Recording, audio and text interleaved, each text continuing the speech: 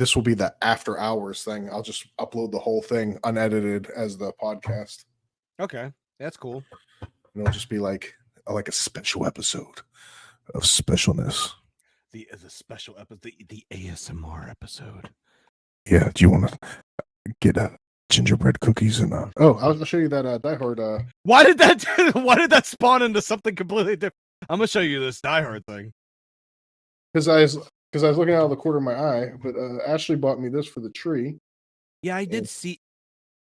I saw this before, but I never actually saw it over that way. Oh, that's sweet. Yeah, as an early Christmas present, and it comes with this book too, which I'll show you. You'll get a kick out of. It has quotes from the movie in it, like little wrapping papers, and we'll get together. Come out to the coast. We'll get together. Have a few laughs. Welcome to the party. So it's like quotes with different like scenes. That's so cool. It's a nice suit. It'd be a shame to ruin it. Nice. Now I have a machine gun. Ho ho ho. Ho ho. There was a lot of those costumes at Steel City Con when I was there. People wearing the sweater that said, "Now I have a machine gun." It was like hand drawn ones. Oh, I thought you were gonna say some guy in sweatpants with a wife beater on with cut up feet. This one guy and his wife, he was John McClane, and he was wearing sandals, but it looked like no shoes. Oh, he had a dirty tank top, and he had the blood stains. He had a fake machine gun, and she was walking around with the ho ho ho. Oh, I thought you were gonna say she had like a wig on, looking like Holly Gennaro with the Jerry curl looking shit. I'm going to count to 3. There will not be a 4. Do you know in Die Hard 2? I don't know why they did the montage of the bad guy training in the hotel, but you see his nuts. Yeah. I just watched it in HD on my 65-inch TV, and I was like, I just see that guy's nuts. Yeah, you just saw, and here's another little. And you see his bell end when he turns around real fast. I did not know that. I was like, wait a second, I seen some fucking tip. Speaking of Roseanne, he was also in Roseanne. Were you a big Roseanne fan? Yeah, who was in Roseanne? He was Dwight. The bad guy? Yeah, the main bad guy. He was Dwight in Roseanne, the stupidest fucking friend that John Goodman had.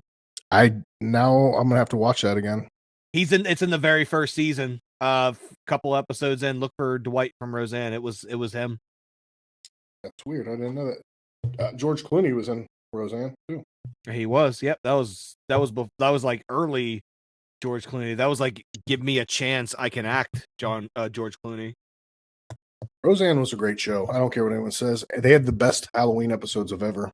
I know. I have the box set, and I told Melissa, I was like, listen, we need to watch Roseanne, and she fought me forever. Why? And then because she didn't think she would like it, she was like, I don't really like Roseanne Barr. I was like, I kind of don't either. She's kind of an idiot and says a lot of weird shit. Well, that's good. But she has brain damage. You know that. It shows. But she was hit by a car when she was 15. I didn't know that. Yeah, fucked her up. I think it was when she was 15. She is crazy though. Roseanne she Barr is. She says a lot of weird shit. But yeah, there was one time where we weren't watching anything, and I bought the box set. I had the box set, and I was like, "Listen, just watch the first 3 episodes." I was like, "If you're not into it, I will never ask you again." And we binge watched the whole fucking series. I love it. I love it. It's one of my favorite shows. Speaking of favorite shows, you know it's a great show. Breaking Bad. Definitely in my top. And the reason I know it's a Christmas episode, but why I bring that up is I did the Steel City Con convention, and they had a Breaking Bad reunion, and Giancarlo Esposito that plays Gus was there, and Dean Norris that plays Hank was there. Patrick, I can't remember his last name, but he plays in Better Call Saul. And Saul? No, not Saul, the asshole attorney that doesn't like him. I didn't watch Better Call Saul. I watched Breaking Bad from start to finish, but not Better Call Saul. And Tuco was there. Oh, yeah? And what the reason I bring it up is, do you know that Tuco was in Gremlins 2? I want to say He was yes, but I don't he want to say it for he sure. was like a young kid. He was one of the maintenance guys for the building. I You think it know was a what? Then no, I didn't I know that. I think it let me share it on my screen. Let's see. Let's see. I'll pull up Google. I think his name is Raymond Cruz. Gremlins. Okay. Yeah. Yeah. I it's been a very long time since I've seen Gremlins. This guy. This is Tuco from. Can I just see I a full would screen? never would have. I see it now that you brought it up, but I never would have seen that in Gremlins 2. No. Yeah, I never knew until like I seen a montage before we did Steel City Con, and they were showing him, and I was like, oh shit, he was in that. He was in a few other movies. And this also follows. Since you mentioned Gremlins, this also follows under the rule. Follows under the rule of: is it a Christmas movie? Is Gremlins a Christmas movie? If we're Gremlins 2 is following not. Gremlins I 2 don't is think. not, but if we're following the same rules as Die Hard 1, Die Hard 2, and It's a Wonderful Life, I would say Gremlins is a Christmas movie. I would I say would say so. I would say You know what? Gremlins is more of a Christmas movie than Die Hard and It's a Wonderful Life. Yeah, because it takes place on Christmas. One of the Gremlins dresses up like Santa, doesn't he? Uh Or is that in the second one? no, I think it might have been in the first movie. And then they watch the Seven Dwarfs at the movie theater. It is Christmassy as shit. And not only that, the girl that likes the main character Mike has a tragic backstory of her dad dying on All right. Christmas acting as Yeah, Santa. I'm sorry, but he got stuck in the chimney. Yeah. Like, Did they find him because of the smell? I don't remember, but I do remember in the second movie that they knew how ridiculous that plot point was. So they reenacted as like what somebody tragically dying on St. Patrick's Day or something, or like President's Day or something. On the Labor Day sale. Yeah. He died during a white sale. Oh man. You know it's another good not Christmas movie, but that's a Christmas movie. Hmm. Batman 2. Batman Returns. Batman Returns. Dude, that is more of a Christmas movie than Gremlins 2 is, or Gremlins 1 is. We're just getting deeper and deeper. Yeah, like we're just falling down a rabbit hole because that absolutely revolves around Christmas. Oh yeah, you know what else revolves around Christmas? The Nightmare Before Christmas. Oh my god. All right, let me ask you something. How do you feel about Nightmare Before Christmas?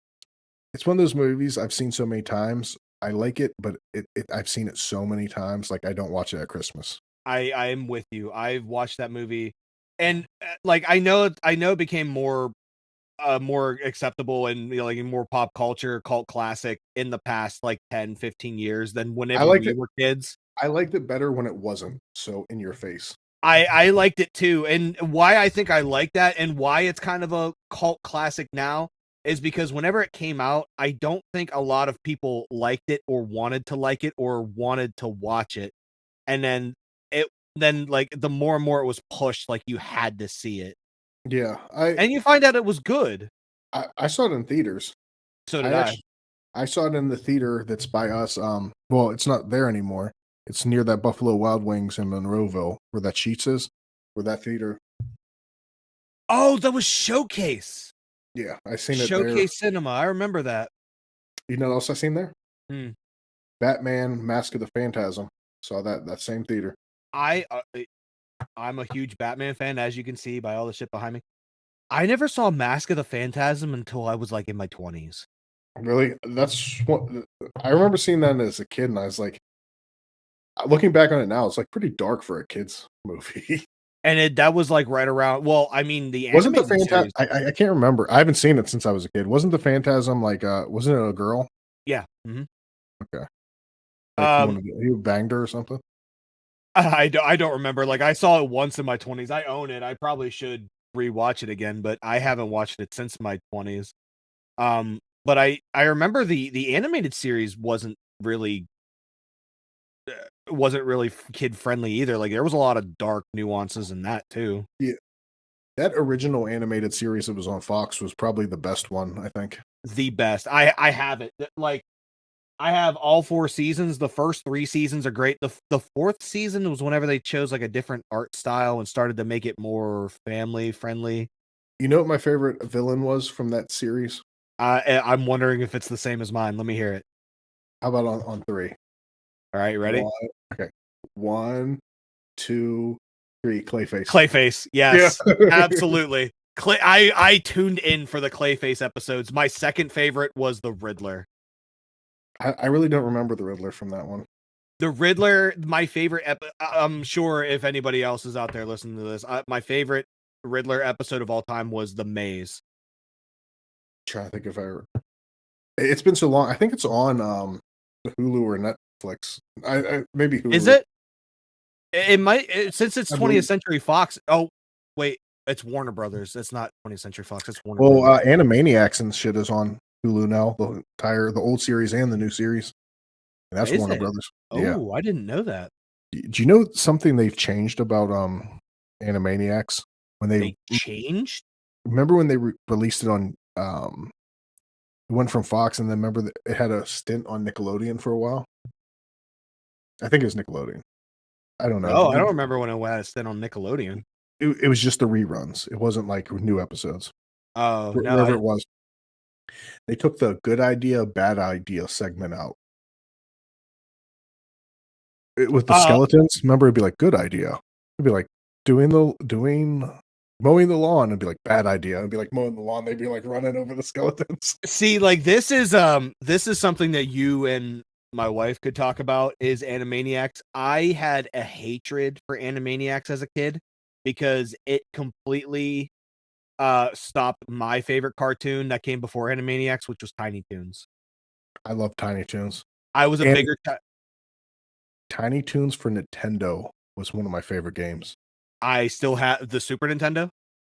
I can't. I think it was regular Nintendo because I think I think my grandma still lived by you at that point. And that was she moved out there in '92. So I have one Tiny Toons game for the Super Nintendo that I used to play a whole hell of a lot. I don't have one for regular Nintendo, but the Super Nintendo one, I was down for it. That was one of my favorite kid shows, and then like they stopped doing it, and then they made Animaniacs and put that in the time slot instead. And I just had this hatred for Animaniacs because of that. I never watched the show really. I know of it, I know some skits, I know some characters, but as far as episodes or something that's not on YouTube, as you know, hey, this was a thing, I never watched Animaniacs. you know what? I'm sure you've seen the viral clip of the Animaniacs like adult jokes where there's one where it's like they're searching for clues for something. They go, what they say? Something about Prince. Did you see his prints? And then they go, no, fingerprints. And then they're holding print like Not on your life. Yeah. Yeah, I have seen that one. Like That's fingerprints. Like that would not slide today. So you said no. Well, that reminds me, because whenever you were saying they'd like cut things out, what did you mean? Because that reminded me of something else. I remember for a brief stint of time, I don't know if like on Hulu it's back in there, but there's these shorts in between like actual animated cartoons. They're like 20 seconds. It's like, good idea. And it'd be like I said, it'd be like it'd show like a skeleton dad and a son. They'd be like mowing the lawn. It'd be like, bad idea, mowing the lawn. They would say the same thing, but then one would be like laying under it, and then it's like doing some fucked up. It'd be like, good idea, changing a light bulb. And they would like, he'd be changing a light bulb, like, bad idea. And he would like touch the inside of the light bulb and get electrocuted. I vaguely remember this. And Like, they'd be like 10-second shorts in between cartoons, but they cut them out for a long time. And I don't know if they ever made them back in. This reminds me of like Beavis and Butthead, where they would show you the cartoons, but they wouldn't, on the DVD releases, they wouldn't give you the music that they were. Yeah. And that was like the best part of Beavis and Butthead. Yeah. It's like with them cutting up on music videos. It was like Mystery Science Theater 3000, but with music videos. Exactly. But the one thing that made me think of it whenever you said they cut things out, there was a lot of things in Rocko's Modern Life that was very adult oriented. Oh yeah. I have them all downloaded. See, actually. you have them downloaded. You might have them as they were whenever they were released on Nickelodeon. I have the box set. I have them downloaded. I downloaded them in 2005. I was still living at my mom's house. I just graduated high school, and I downloaded them. So there was no box set yet because I looked because I wanted a box set of them, and I download. They're ripped off of someone's VHS that they recorded, and I downloaded those. And I might need to grab a couple of those from you because, like, I forget what I'm on the episode it USB was. drive, so you can. They're in SD though. Like I tried to watch them on the TV. And I don't care. It doesn't matter what it is to me. Remember the one episode? I can't remember exactly what they were doing, but the one episode where Heifer and Rocco go into, like, they need to stay somewhere and they get a hotel room, and it's like oh baby, oh. No, that I think that's cut too. Oh no, you're talking about where they pay by the hour. They pay by the hour, and they have like the honeymoon suite with like the heart tub and the heart bed, and then there's like weird grunting. They tell him they'll need the whole night. He goes, all night long. Yeah, like that's cut. That's cut from the fucking box set. Is it really? Yeah, like the adult jokes were cut from the box set. Did you know in Rocco's Modern Life, there's always like almost nudity. Remember? Like when they went to the health club and like tore it down, they're like showers. You see the girls in cover up. Yeah, they're covering up, and they have like the black bar. That was one. Remember the sex video that was giving 5-year-olds boners? Yeah, it had such questionable. This is probably why we're fucked in the head. Yeah. Do you know the voice of Virginia Woolf is SpongeBob? Heifer's SpongeBob. No, Virginia Woolf.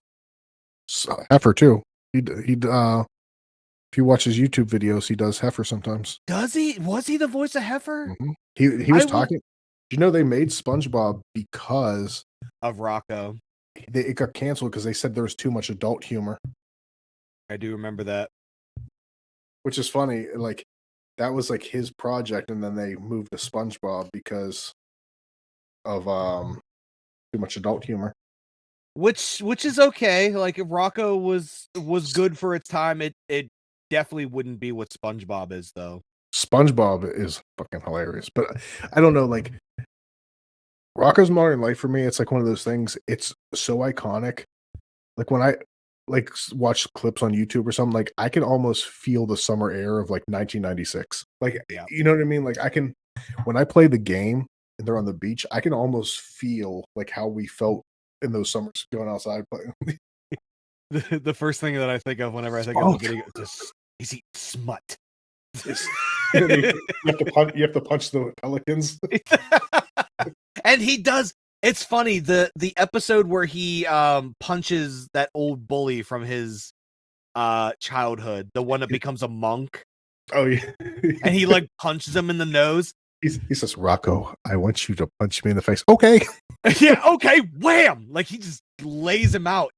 And the punch animation that he does when punching that dude is the same punch animation that he does in the Rocco game, which I appreciate. Like it's little details like that. You know what? Remember when Filbert's getting like real crazy and he thinks that Mama Rocco's not real, and he's gonna launch. Oh yeah, Mama Rocco.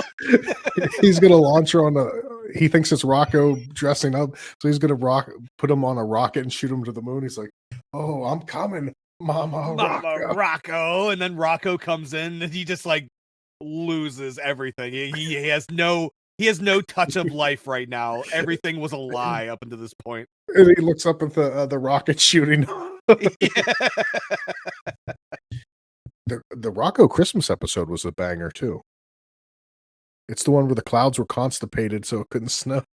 Oh yeah, I forgot about that one. The elves move across the street. Yeah. I forgot about that. The holiday episode that sticks out in my mind is Earth Day. Oh yeah. The RECYECLE recycle. Better recycle or else you're gonna get what you deserve. Speaking of the Talk Boy, I remember what episode of Rocco's Modern Life I had recorded on the Talk Boy. This is the one where is it Filbert's bird? No. That's a good one. Turdy was bird. Turdy. Yeah, Turdy was bird. Sob. No, it was the episode where Rocco thinks Mrs. Big Head killed Mr. Big Head. Oh, yeah.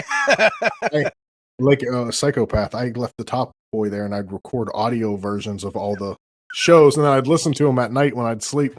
And that was the episode I had recorded That's funny. on tape, and then it had Stickly in the middle and Salute Your Shorts. See, like that's funny because whenever I was a kid, you used that with the Talk Boy. I had my my boombox. Yeah, It the was just decent like a little regular radio show. yeah, the DLRS. Yeah, oh my god, DLRS. Yes, I completely forgot about that's an that. inside joke. That's an inside thing, but it's an inside thing. But for what people don't remember or don't know, don't know, I should say, the Grib over here, he made a radio show. How old were you? Like it was like your fifth. Like it had to be fifth grade. yeah, right I around that time. I say that because Resident Evil, the original one on Saturn, came out in end of 95, early 96, and we were in fifth grade when that came out. So, and I remember being at your house before that, and you had what was it, DL? It was the DLRS. It was me and my friend Mike and his younger brother Jimmy. They had a little radio show that they made on a boombox, like a cassette tape. You hit play and record at the same time on a blank tape, and it recorded everything. Yeah, but they recorded voices, so they would like do intros, like they had like skits, and then you would record music and then stuff. And I remember hearing that. I was like, "The fuck!"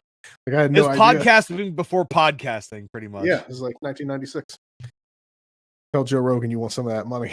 I know, right? Like that's what we were doing. We had skits, we had like just off the cuff stuff, like what we're doing. It was like a mix. It's like a mix. It was like a mix of Mystery Science Theater 3000 and like Beavis and Butthead, because we were kids and loved Beavis and Butthead at the same time. Like you hear one person singing in the background, and then the other two were like assaulting each other. You hear suplexes going off in the background. This one we used to make like guns out of Rector sets and just go around the neighborhood. No, Legos. I had this is what all right. This was 1998. Yes, this was 1998 because that's whenever Metal Gear Solid was released, and I made the SOCOM pistol out of Legos. I made the FAMAS rifle out of Legos, and it had retractable and insertable clips. That was like the best part.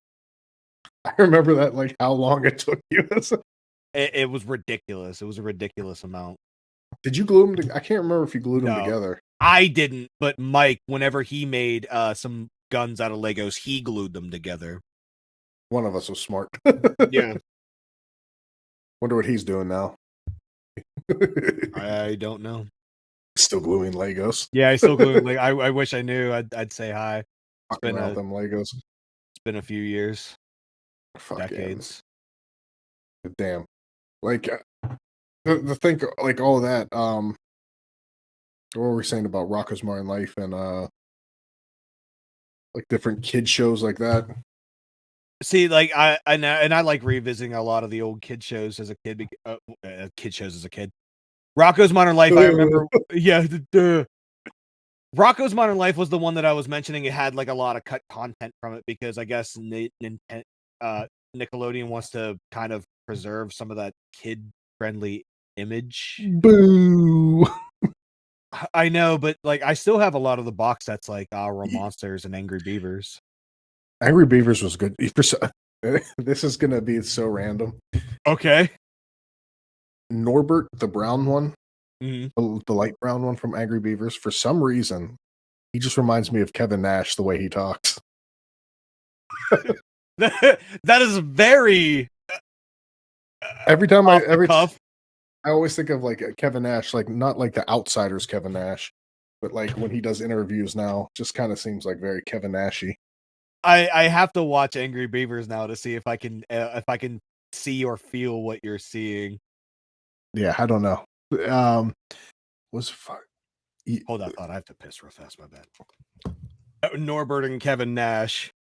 Oh, another banger of a show from Nickelodeon's heyday when like Nickelodeon was great. Nickelodeon sucks now, but it was It great. does. Do you remember What Would You Do? Oh, absolutely. I just seen now that you mentioned it, yeah, like I just Cream saw pies. That's what the cream pie. Speaking of cream pies, let me tell you something. Mark Summers did this to us. Yeah, he was handing out cream pies left and right. Yeah, and He had a that's roller coaster with cream pies. I remember that. What would you do? And then there was a giant cream pie at the end of it. Remember, and then he could send your mom down a slide with the cream pie. Yeah, he also did it on Double Dare. Yeah, it's like, damn, that I dude just was. seen a TikTok the other day. He's doing like podcasting shit too. He was in a bad car accident. That's why Mark Summers took a step back from being in front of cameras a while back. Oh yeah, He was doing that show. it was like some kind of National Geographic show, wasn't it? It was like this was back when he did like the travel show thing, where it's like where they went to. It's like what it wasn't. How was it made? It was like something like that though. But they went to like Dairy Queen and like different factories, and he would show. But he was in a bad car accident. He had face surgery to reconstruct. I was wondering why he looked a little different when I saw him on the TikTok video that I saw him on. Yeah, so he stepped back to do more behind the scenes and produce work after that. Really? Yeah, I think that was around 2010, 2015, somewhere around there. Damn. Between that area. There's one show that fucking a Nickelodeon show. It's just like, and I know you'll have the same feeling when I bring this up. Legends of the Hidden Temple. I knew it was coming at some point, dude. No, I would fucking go in fits of rage when people try to put that silver shrine, the monkey, together. And they would put it together like the head's backwards or the body's Or backwards. they try to put the head down first and wonder why like it didn't work. It's like, have you never watched the show before? It was just like not even that. Have you never seen a monkey? Like, dude, the head doesn't go first, you fucking asshole. like it's literally the feet, the body, the head, and they'd be like, how monkeys? How do they work? The head was like obviously it was the long stick that went through the body, and they would be like trying to put it. Yeah, and then you had like the square base, and then like people will put the square base backwards. I mean, I understand they're children, but like they're like 12, 13. Like, come on, like yeah, like you can do this. Imagine them making toast. Burn the fucking house down. Like, but shit. Now, the barracuda, like the fucking silver snakes and the blue barracudas, they always. Whoever the orange team was, they never fucking made it past that first raft. the kid always drowned. That little raft thing that pull. The red team. Give me my sacrifice now. Yeah, I remember Old Mac too. Like I remember the one episode. I don't know why it stuck out to me, but it was the one episode where the host didn't say hi to Old Mac, and you just hear him in the background. He's like, and his eyes like lit up red. He's like, "Oh, sorry, hi, Old Mac." But yeah, I'm with you. Red team, orange team, never made it. It was always the silver snakes, the blue barracudas, the green monkeys. And I'm going to say something. I'm going to say something, and this is from the lens of a kid. Okay. Because obviously, I'm not saying this is a 30-some-year-old man. Oh boy. When I was a kid, I was like 6 or 7. I just remember having a huge crush on one of the girls from Global Guts. I don't remember which one it was because I haven't seen that in a long time. Is it Mo? I don't know. Mo was the chick who would always tell you. Yeah, Mo was the chick who would always tell you the rules of the game. Dude, Mark, here we go. I can't remember, but I'm gonna have to watch it now and see. On your mark, get set, and then she would always blow the whistle. I know that I wanted a piece of that aggro crag in the worst way. They were selling some of the pieces of the aggro crag on eBay. I don't know if it's authentic, but it says it's authentic. They have someone on Etsy makes like one that glows and it looks exactly like it did on the show. Really? And I almost bought it for you as a gag gift, but it was $120. And I was like, Jesus. That would literally be mounted like right on top of my shit up here. It came with the metal too. It came with the metal and the crag. I was like, oh, no kidding. I was like, I need that for after I'm done fucking. And I hit the buzzer. And just Hold it up above them. That's like the same equivalent of like, drinking the Kool-Aid butt naked in the fucking fridge door. When you bust them walls down, you get some of that crag, that aggro crag. So yeah, it's hard to go after that. After fucking like that. I know, like I'm thinking of other Nickelodeon shows, but I'm like nothing compares to. What's the game? Nick Arcade. And Nick Arcade was my jam, of course. I'm the gamer guy. I wanted to go in. Remember when they went in the game and they're like, dude, those arcade games that they played, they're like 90 times harder than the actual game was. They're like, oh, get 50 rings in the first. They always played Ghouls and Goblins, or like they always picked to play that one. Yeah, like I would be pumped when I would see Sonic. Like I was like, play Sonic, and they're like, let me play Ghouls and Goblins. They're like, okay, beat the game in under 30 seconds. And like you can't even live in 30 seconds in Ghouls and Goblins, especially if you've never played it. I've only played it once, and the only reason I even tried it was because of Nick Arcade. That game is miserable if you don't know what you're getting into.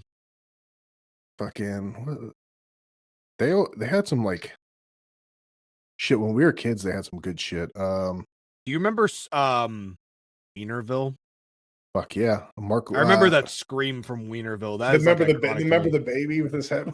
Yeah, the baby, and then like and Boney, leave me alone. Yeah, wasn't there like a genie or something? I think that's something. That's Pee Wee Herman. Yeah. What's his name? Mikahaini Ho. Yeah, I can't remember his name though. JD. I can't do it. So what? You know what the word of the day is? It's boner in public. It's cream pie.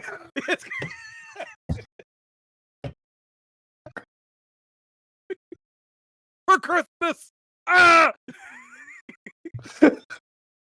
You know what? Pee Wee Herman was an OG though. Remember, he thought Francis stole his bike, so he went over his house immediately. So he gave him gum that was laced with like ecstasy. No, he immediately went over his house and tried to drown them. Remember? Oh yeah, that's right. He was like, "Give me my bike, you fat fuck." I'm like, damn, he fucking drowned this dude. Oh, shit. He was like, you know what? Fuck that shit. But speaking of Nickelodeon shows, I'm trying to think what. Salute Your Shorts was like the shit when we were kids. Hey Dude. Hey Dude. I was a big fan of Hey Dude. I don't know why either, but I remember having a big crush on Melody in Hey Dude. I don't remember, but I feel like I did too. Melody sounds like a name I would try to cream pie. Yeah. I'm gonna give her a stocking stuffer for Christmas. Girls named Melody, they only go two ways. They either have flat asses or really fucking juicy fucking clappers. You know it's true. I don't remember Melody and Hey Dude. I actually don't remember much about Hey Dude other than in that killer cacti. Hey Dude. I always want to know what an awful waffle was from right? And then they like held him down and then they grabbed the maple syrup and grabbed the funnel. Like, like what is happening? There was a lot of good shows that Nickelodeon was definitely better than Disney to me when I was a kid. So I remember seeing this thing on TikTok. It was like there's three choices. There's Nickelodeon, Disney, Cartoon Network is no. Network. they don't even get to stay in the conversation. No. See, I don't know. I'm gonna be completely honest. For me, it's Nickelodeon, 100%. Number one. Yeah. Number two is Cartoon Network. Number three being Disney, and Disney doesn't even compare to the two. Disney had a few. They had Tailspin. Yes. DuckTales. Yes. Darkwing Duck. Yes. And Chippendale Rescue Rangers. The video game was the shit. I love that game. That's my fucking jam. I just beat it on stream like a couple months ago. I love that game. You prick. I know. It took me like almost 30 years, but I finally did it. Shut up. I can see your parmesan. Nickelodeon cartoons were top tier, though. I don't know, like old school Cartoon Network's better than new school for sure. Cartoon Mojo Network, Jojo. yes, Powerpuff Girls, Mojo Jojo. Courage the Cowardly Dog, Um, Cow and Chicken for how weird it was. yeah. They all had they all had the same animation style, which was what I didn't like. I just didn't like the animation style. Like Rugrats was the bottom tier in Nickelodeon. I did like it when it was like mid grade, when it was like a few seasons in. See, like whenever I first got introduced to Nickelodeon, I woke up early on a Saturday and I You was remember the flipped. day? I do. I remember it. The first cartoon that I ever watched from Nickelodeon whenever I first found out about it was Doug. Doug premiered in '92, at least the first episode, because they did Are You Afraid of the Dark, an episode in '92. I didn't know that. Or I don't know if it's '92 because they did Rugrats and Are You Afraid of the Dark the same night, I think. It was on a Saturday, so I don't remember exactly what year it was, but I do remember I was watching Doug, and then right after That's it when I was lived by Rugrats. you. That's when I used to live by you. Was that? Yep. It was '92 because I moved out in '92, and I remember seeing it, and I seen Are You Afraid of the Dark as the werewolf episode, and he had the spider in the vial. I was fucking terrified. First Are You Afraid of the Dark episode I remember was the clown in the carnival The that where first he one stole his nose. yeah, fuck, I can't remember his name. It's like fucking fuck. I can't remember it either. Will come to me. Um, of course, we said Rocko's Modern Life. That was a god tier cartoon for me. How do you feel about Ren and Stimpy as an adult? Doesn't hold up like it used to when I was a kid. It really doesn't. I did not like when they brought it back, like, and try to make it too adult. But I watched some of the old episodes. The good thing about it was, like, remember they did like the crusty nose, like the close ups and stuff like that. Like it And was disgusting, and that was basically what was god tier in the 90s was disgusting. but there was a couple episodes that do hold up, like the Don't Whiz in the Electric Fence. Don't whiz on the electric fence. The best part when Ren goes crazy and he's like, "I'm gonna hit you, and You're gonna go." fall. That's like etched into my mind. But first, I'm gonna piss on your board game. I have a memory that just unlocked that you might remember and you might not. Hit me. So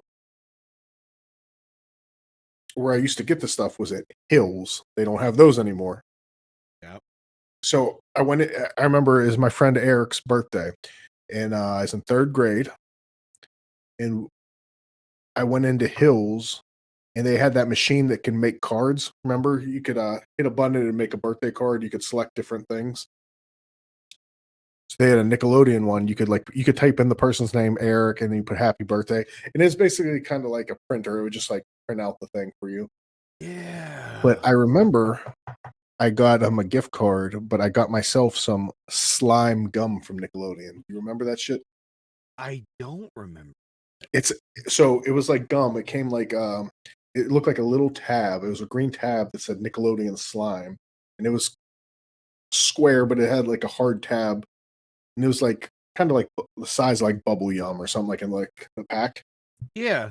You chew it and it would turn like it would go to slime in your mouth. And then you'd have to chew it real fast to get it to go back to gum. What? No, I don't remember this. Yeah, and I'm gonna see if I can find it right now. See. I don't remember that at all. The thing that popped in my mind whenever you were talking about it was Bonkers. Do you remember Bonkers? It was kind of like that. Like Bonkers were like Starbursts on roids. Like all it did was just create grape, strawberry, or lemon liquid in your mouth. It just turned your spit into juice. I can't spell for shit, so I'm gonna share screen. Yep, it's on here. Let me and can you see it? Yeah, I can. 1997. Okay, bubblegum. What? No, I don't remember this. So they had the Our Real Monsters gum, this Chewology gum, and this slime. So you would chew it. Look, it says, "Take the green slime challenge. Can you make it through the slimy chew?" But it would be like liquid in your mouth, kind of like almost like I can't remember, like that sour candy. It has like the gel. It'd be like that consistency, but you chew real fast and it turned back into gum, and it would only do it when you first started chewing it. Huh. No, I've never tried that before. It wasn't around long for sure. And then I actually there was an speaking of like old things, there was another um thing that I looked on eBay for a toy I used to have.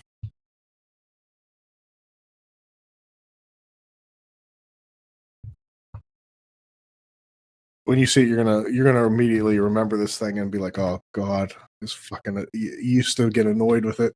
Oh God. All right. Oh, I The Scream Machine. Yes. Oh my God. Oh Yes. wait, it's not sharing this screen. Let's see, share this tab instead. Yes, the Goosebumps Scream Machine I used to have. You'd hit the I button and it would play. remember It that. would play the Goosebumps thing and be like dun dun dun dun dun. And then you would hit different buttons. It would be like beware, or remember it'd be go the Scarecrow walks at midnight. Yeah, I remember this thing. Holy shit. I was thinking about getting it just for the nostalgia factor. Oh my God, I remember that. Yeah. Oh yeah. Yeah, and then I wish I still had all my Goosebump books. Oh fuck, I wish I still had them all. I had this too. This thing. It would like scream.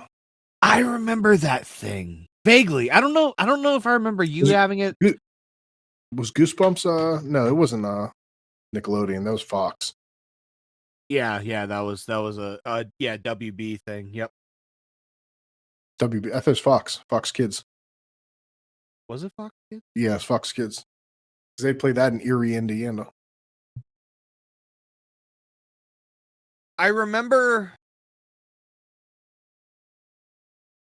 like I didn't watch a lot of Goosebumps whenever it was on. I caught a few episodes here and there, but like I would watch my Batman animated series and then I would like whenever Goosebumps came on, if it depends on if nothing else was on, like I was watching that, but like I remember not watching a lot of Goosebumps. Honestly, the, books were better than the TV show. The books were hardcore. Like that's where the good stuff was at. Do you remember the Choose Your Own Adventure Goosebump books? Oh, yeah. I at one point, I had all of them. I wanted to give them to my daughter, but I don't know where they are now. I remember that because I remember we were talking to one time and I was gonna give your daughter all of my Goosebump books, but I don't know what happened to them. I gave her some, like, she has, like, the Vampire Breath one and, like, with the original artwork, not that remake shit.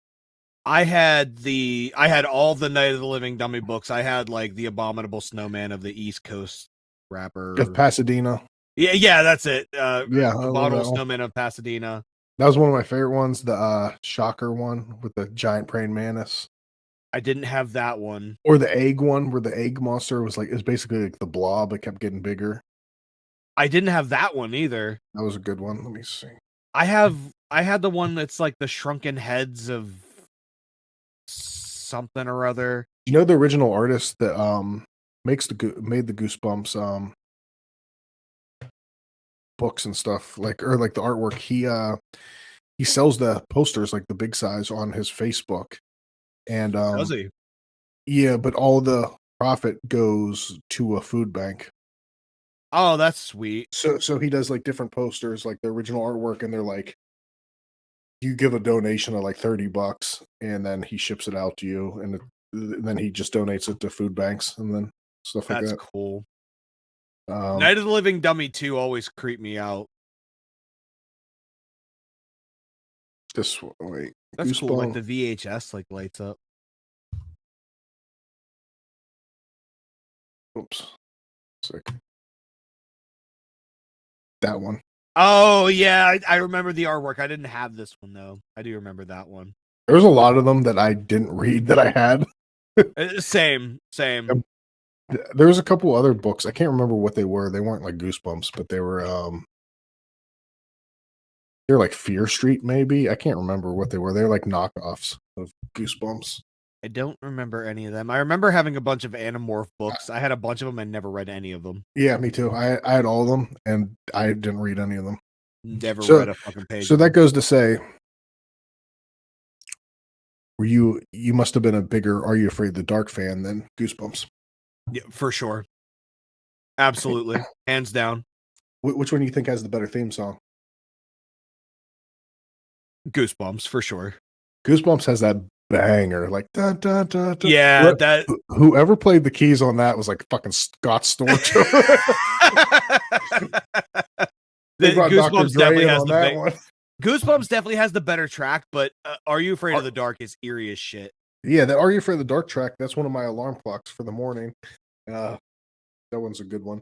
I don't wanna even talk to you about your fucking alarm clock. I We were talking about that with, I guess his screen name is Dream On. Is that it? Dream Neon? Dream on Neon, yep. Dream On Neon, yeah. He's talking about the chicken alarm clock of mine. Uh, I remember drunken stupors on weekends, like, we were in our 20s. I remember drunken stupors, and then you would never wake up to your alarm clock, and I refused to get up and turn your alarm clock off because I was just as drunk and I just wanted to sleep in. And I remember for an hour and a half or 2 hours, I would just listen to SpongeBob to the rescue! SpongeBob to the rescue! And I would sit there staring at the fucking ceiling, just contemplating if I'm gonna shoot myself. But I refused to get up, so I wasn't doing either of them. Your loss. I know. My loss and my sanity. This is what's leading to it right now. Yeah. I mean, what the fuck, man? Fucking Are You Afraid of the Dark was definitely the better show, though. They had like it actually was kind of scary for back Favorite in Are the You day. Afraid of the Dark episode? Are we talking about favorite, like my actual just favorite or the scariest?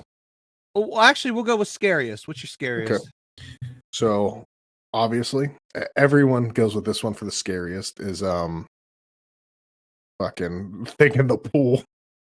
It's not my scariest. What was that one? The one where they like someone drowned in the pool and like they go in and that fucking monster comes out and it's invisible at first and it's like that red bloody skeleton, remember? Why don't I remember that episode? Oh, never mind. I do remember that episode. I do. Yeah. That one was like it's like what the fuck did I just watch? I totally forgot about that episode. No shit. All right, Okay, what's your favorite then? a favorite it's the one where they're playing pinball and they got sucked into the pinball machine, but it was like the mall. Yeah, So and the way that they could kill these monsters was with the squirt with guns. the squirt gun. Yep, I And I and agree I with you and I can't 100%. remember if this is the same one where the monster alien thing had the like USB hand for like he like had a plug on him. He was like silver with the big brain. I And it wasn't it was like whatever you plug into the back of a computer monitor is like that port. But he had one on his hand and I wanna say you're right, and then I he think was he was the they were, like, forever stuck in there because then once he completed it, he the found out pinball. that yeah, the pinball thing started at the very beginning again. Yeah, I and the there's I know exactly what episode you're talking about because that is yeah, also my favorite episode, is the yeah. pinball machine. You know it's fucking crazy? That's the one they very rarely played too. Exactly, that's probably why I loved it so much is because I never saw it, and when it was on, you couldn't talk to me, you couldn't tell me nothing. I You know was when watching that episode. they overplayed? I'm cold. Yeah, the one with Clarissa. That was with Chris. Clarissa was the older sister of the Oh. kid who always saw Oh, the you're guy. right. Um, that one was overplayed. Um, trying to think of ones like I don't want. I was thinking the Jester one, but I think that was Goosebumps with the Jester. No, yeah, I think you're talking about the one with the clown, the one where he stole his stole his nose, and then he was No, like showing up to his house. No, I like that one too. But no, there was one with the like with the Jester, but I think that was Goosebumps. Another played out one. There's one I really liked, but then I stopped liking it. It was with the aliens, where they had like the no face, kind of like Critters 2. Yeah, and then they had to go to the 13th floor. Yeah, and then Yeah, it I turns think out that was the name of the episode, actually. yeah, and then the sister ends up being a alien at the Yeah, end. that one freaked me out as a kid, but still not the scariest one in my eyes. We got a special guest joining us. Oh, do we? Okay, so this is part of the After Hours podcast that we're doing, but the homie is joining us, and I'm gonna give him the link because he was on one with us before that. So Oh, okay. invite guess. So I'm supposed to shoot another video with him later. So I don't even know who it is. Who could it be? you haven't seen him in a while. I bet. Your friend and mine, Ronnie McMurder. Oh, no shit. I told him to join.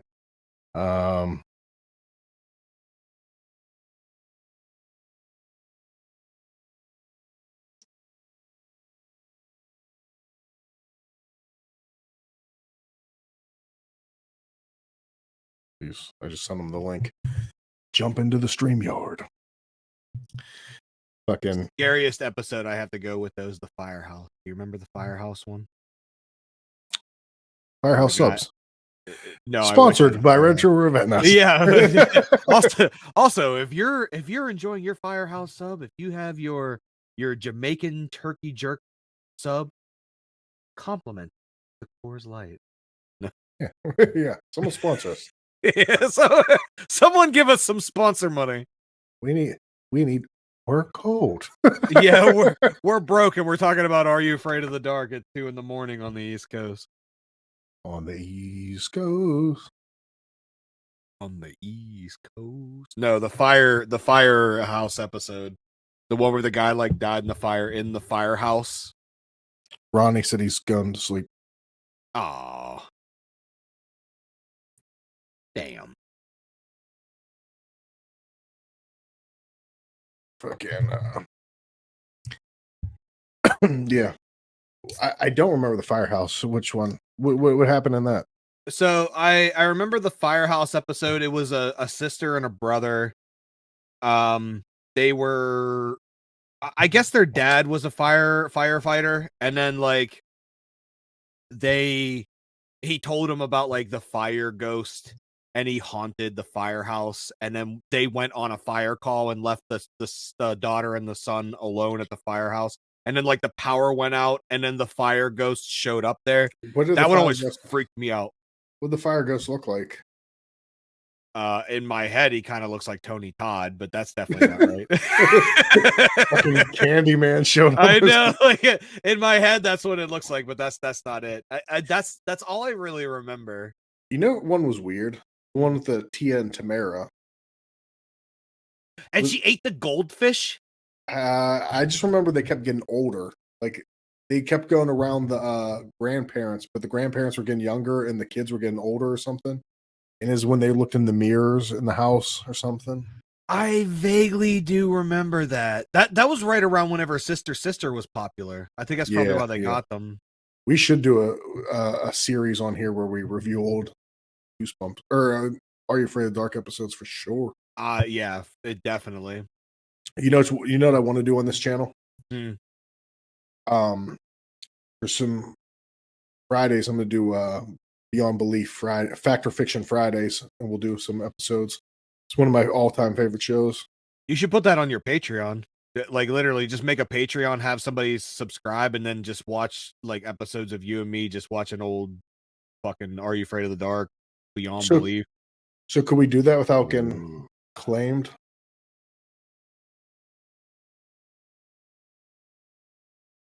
If you offer something else, I don't see why you couldn't.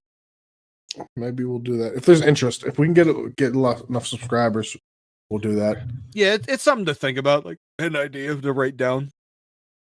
Yeah, I have like all these ideas in a spreadsheet written down of like things I want to go over, but then there's like certain things like I only want to go over with you compared to like other people. So you know what I mean? Mm. Something that we could basically build off of. Yeah, I'm because there's like me and you have known each other so long. There's like different things like we get more inside jokes about it. And do you remember? I have it up on the other screen. So this used to be like it would have like constant space on my bookshelf when in my Blawnox home. And Blocking's house, I might.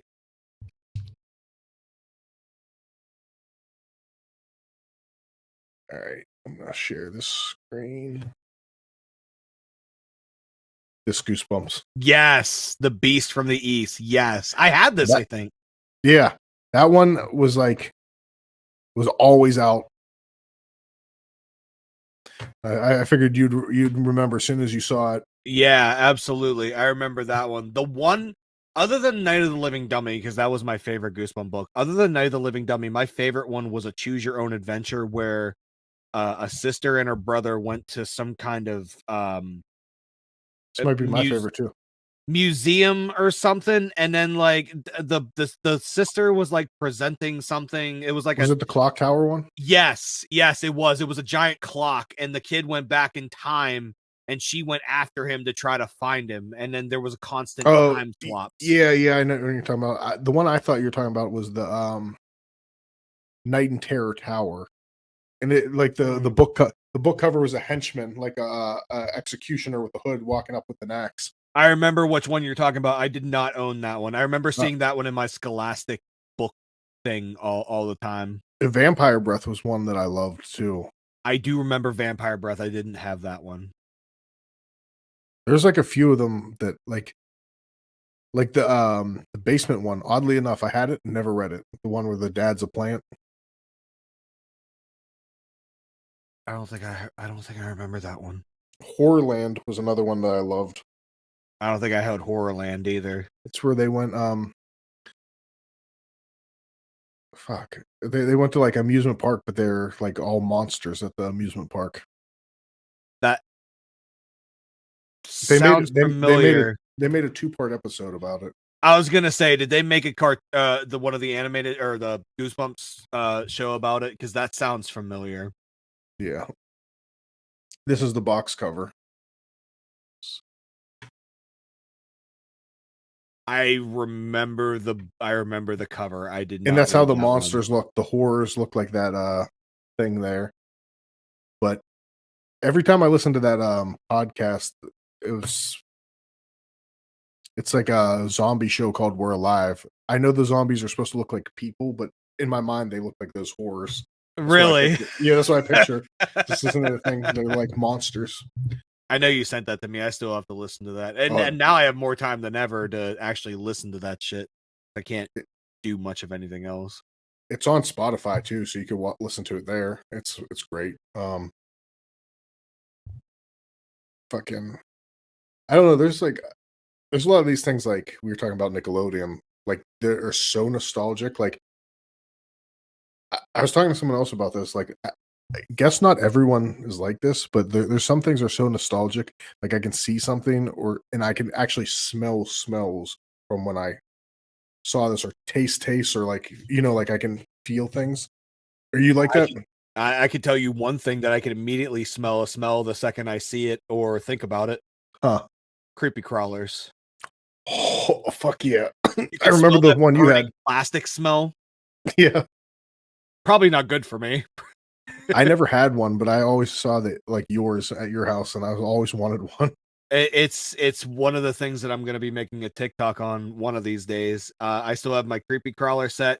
The goop, like it's old. Like it's not gonna be creating anything anytime soon. But I still have all the plates. Like I have all the stuff that came with it, and then I have like the aftermarket plates that you would buy extra. Like I have all my Power Ranger plates.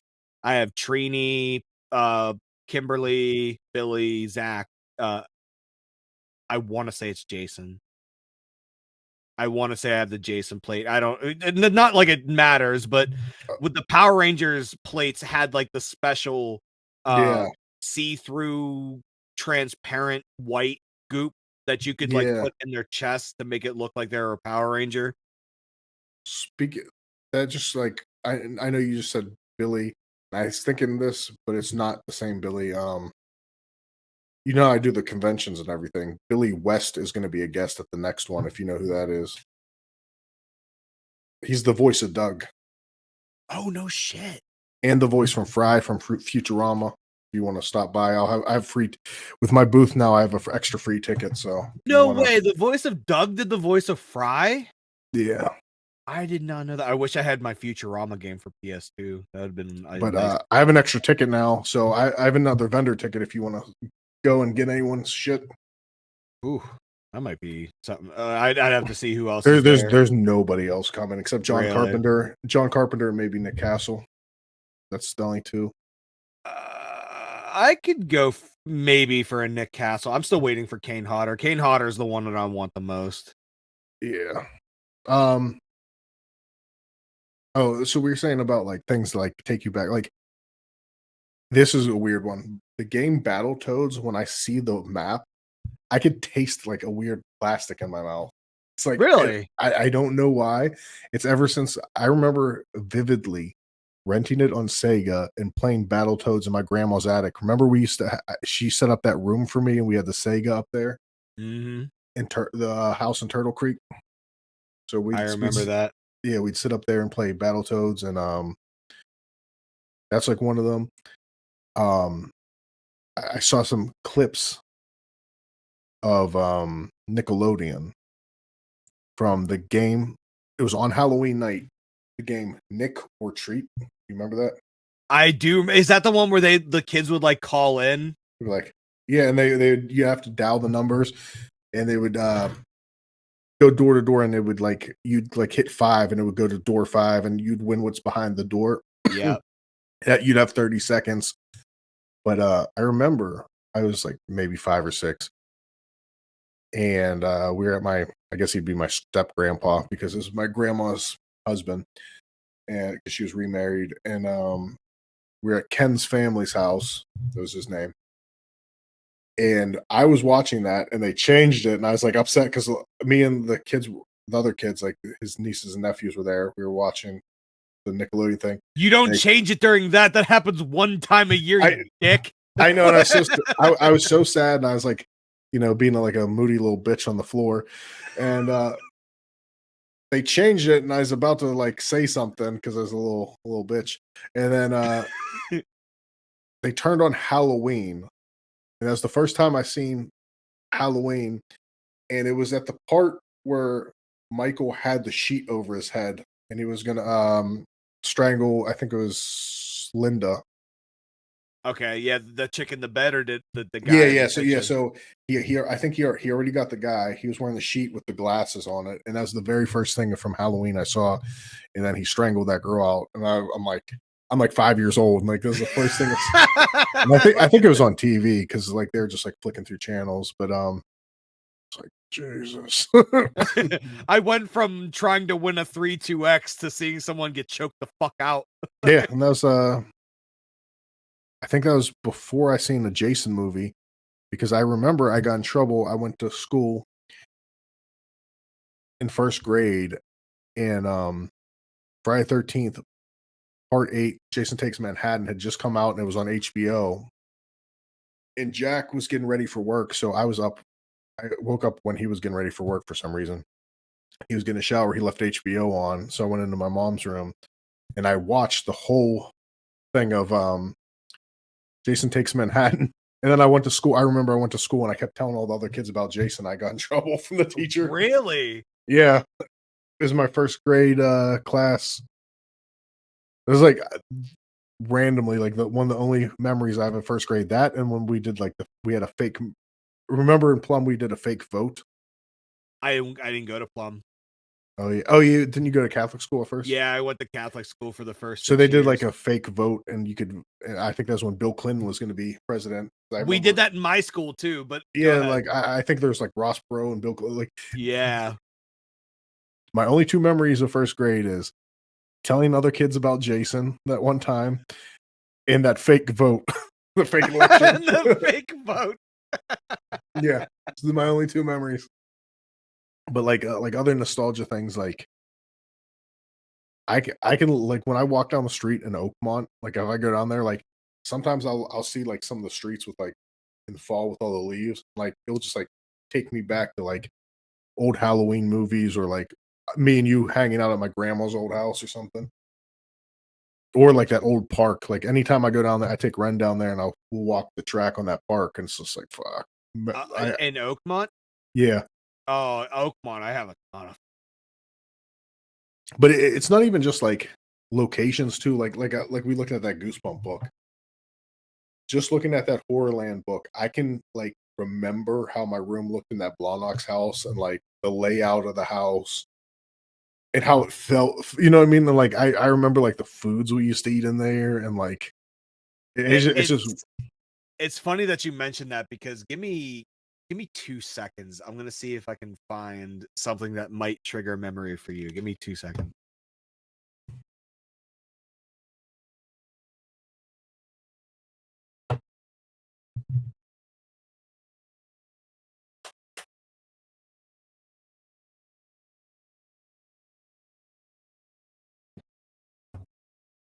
I found it right away. what is it? Do you remember this on my wall in my bedroom in my old house? Fuck yeah. You remember? I Hey, that reminds me of another quotable. What's that? Little Bo Peep. He got machine gun hands. I was like, oh, I don't like Ed 209. He got machine gun hands. Is when Cass was recording all fucked up in my kitchen, and then DJ Avalanche was over there, and I was telling you about like us drinking, and I was like, oh, I don't fuck with Ed 209 because he got them machine gun hands. You're like, what the fuck did you just say? Yeah, I was like, what? Do you remember my Terminator 2 poster I used to have in when I lived in that trailer when I was like 6? It was Arnold Schwarzenegger's The Terminator 2 Judgment Day poster. It was on the wall. Mm-mm. Like the movie poster? No, I don't remember that. I think it might have came with the game. I'm not sure because I don't know why I would be a 6-year-old with the Terminator 2 poster unless Jack bought it for me. I can't. I had Terminator 2 for the Genesis, but I bought it used. My mom bought it for me used, so I don't remember. Do you remember like in the Blahnox house? I had like really random shit in my room. Do you remember I had like a Phoenix Suns poster with Charles Barkley? Here's the thing about your place as a kid. I don't remember your house at all. Like I don't Really? remember. Yeah, I don't remember inside your house. I remember inside our friend Eddie's house. No, I'm talking. Okay, well, I'm talking about like the Blahnox one, like where you'd sleep over all the time, like when we were like a little bit older. We were like 6th, 7th grade. The only thing I remember from your room in the Blahnox house, I remember the shelving unit you had. I remember the boombox you had. I remember listening to Kid Rock and Eminem. That's whenever I first got That's when I first got introduced to Kid Rock and Eminem. Remember that giant Taz stuffed animal I had? I won at Kennywood. It was like a fucking like big as my body. I don't remember that either. It's like a I remember a Tasmanian. bowling pin for some reason. Yeah, because I had a birthday at like Fun Fest or something. Maybe that was it. I remember the bowling pin. Oh no, there's Lauren had the bowling pin. That's right. And then the first time I met Elliot, like I remember I was like, huh, watch this. And I like laid on the I think it was one of your sister's bed because they were staying somewhere else and we were all sleeping over. I like put it on my dick and I like extended it, made it look like I had a bowling pin penis. I was like, whenever Elliot comes in, he's gonna be so impressed. Was that the time we stayed up like 2 a.m. playing Star Fox on regular Super Nintendo?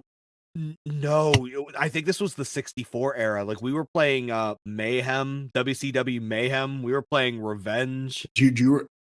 Revenge is another thing. Like I remember that era so good. I used to watch Dumb and Dumber all the time.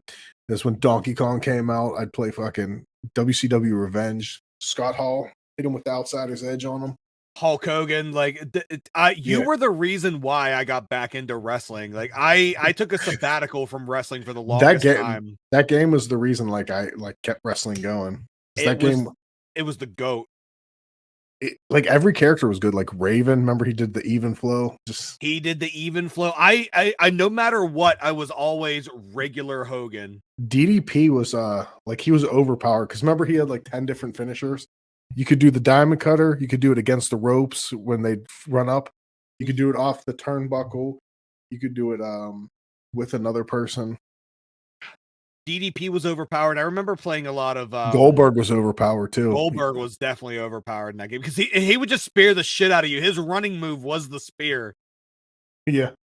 Scott Bret Hart Steiner was also pretty good. Scott Steiner, he was like one of the only people that would when he gave you the Steiner screwdriver, remember it TKO you. Yeah, it would knock you out every time. Yeah, the match would just end. Revenge was such a great fucking game. I remember the truck driver whenever Sting was standing in front of it for the early cutscene. What? That's when Raven was a big star too, because he was on the actual box cover. Yeah, he was. Yeah, it was Hogan, it was the Giant, it was Raven, and it was It's either Nash or Sting. there were 4 of them on there. I I'm remember looking it up right now. I think that was my favorite wrestling game. that was definitely what got me. And then we played Attitude not too long after that. We got into Attitude, and Attitude was just terrible. Goldberg. It was Nash. Huh? yeah, it was. I thought it was Nash. I thought it was Giant too. I thought it was Giants on The original.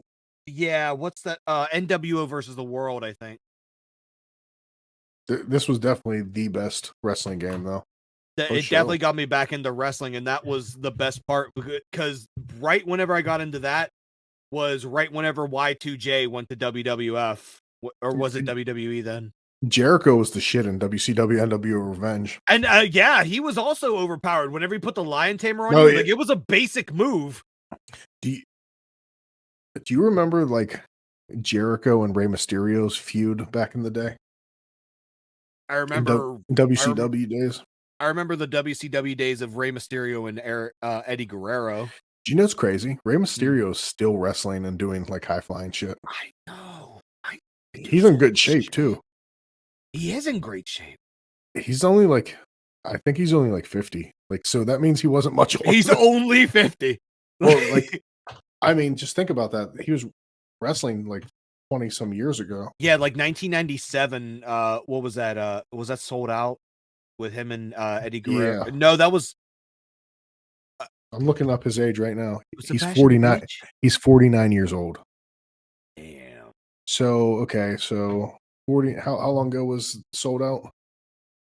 I'm trying to remember the Eddie Guerrero. It was 97. Yeah, it was 97 where he came out with that purple outfit. Yeah. Oh, that was Hollywood Havoc.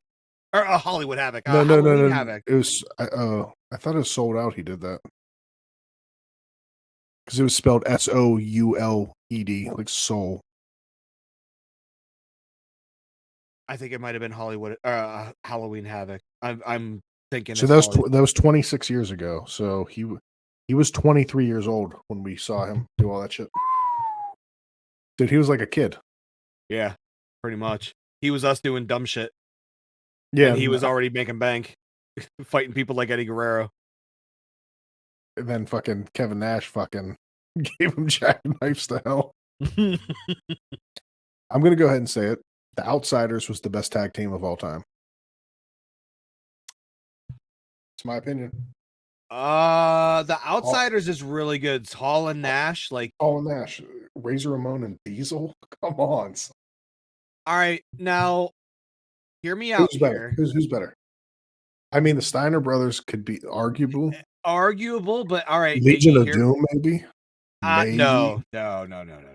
Hawk and Animal, like that's good. Like they're great and all. Like I'm talking about like just legendary status too. Like I'm not as in like performance.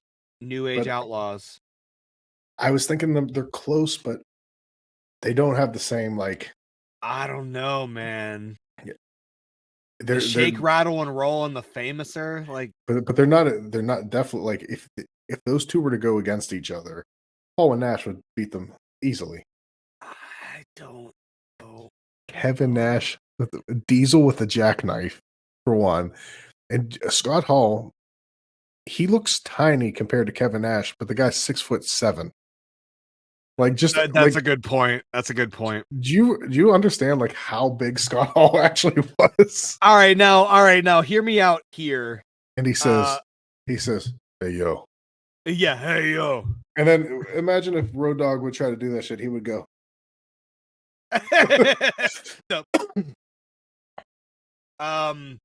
My rebuttal. It was a sad. Like I was actually legit sad when Scott Hall died. It's still. He fucking died because he broke his hip. Like complications of that because of. Is that what he died from? I thought he would have died of liver failure first. No, he was clean. He got clean for years. DDP moved him into his house, and he got clean. And he was living on his own again. And I guess because of blood thinners and whatever else, he broke his hip, and he couldn't get to the phone in time. And he was laying there so long. And when they finally, I believe when they did surgery, like he didn't come out of it. Like he went into a coma. Oh my! So it was like a fucking accident. It was like he beat his addiction and then fucking died. Of all things, like yeah, like he beat everything that was holding him down, and then he killed someone too. You know that was self-defense. Yeah, I know, but he said that's where I was watching an interview where he said like that's where a lot of his problems and drinking come from because of the guilt from that. He killed the guy. Like Jesus, I do remember that. You ever see like the old videos from the 80s before he was like Scott Hall when he was like fucking super steroided up? 1 second, hold that thought. I'm gonna go piss again. I don't know about that. Me too. Hold on, I'm gonna piss. This is what I was talking about. Look at how big Scott Hall was when he was like on the 80s and on steroids. Holy shit, that's him? Yeah, that's before Razor Ramon days. Like, look at that. Yo. He looks like Ravishing Rick Rude's fucking stunt double. Like, look at that one. Like, that fucking guy will fuck you up. Yo. That guy is fucking giant. Oh my god. That's what I mean. Like, he's a fucking crazy looking fucking guy. That era though, like Razor Ramon with Shawn Michaels, Diesel, like that era can never be duplicated. See, here's the thing, like whenever I was watching wrestling hardcore, I was watching it in the era of Hulk Hogan, Ultimate Warrior. I remember like I stopped watching it after this destroyed like my outlook on life as a child. It was like it was the Yokozuna match with Hulk Hogan. Whenever Hulk Hogan lost the match because someone took a picture and it like lens flared out, like it was like a small explosion in Hulk Hogan's eyes. I remember it. And Yokozuna pinned him, and this is whenever Hulk Hogan was going, for movies at the time, but this is before, wrestling was fake and all that. Yeah. And I like it told me that like cheaters can win after my parents are telling me that cheaters never win. And this was right around the time where I'm playing Street Fighter 2 and guys are beating up women. And I thought that like hitting a girl was always bad. So everything I knew about life at that time was all fucked up. Well, don't go on Twitter right now. Yeah, I know. Like young me having Twitter, I would be such a screwed up individual. Jason Baker posted something funny that reminds me of what you said. He posted something that said, back when I was little, I thought Hulk Hogan ended Desert Storm when he beat Sergeant Slaughter.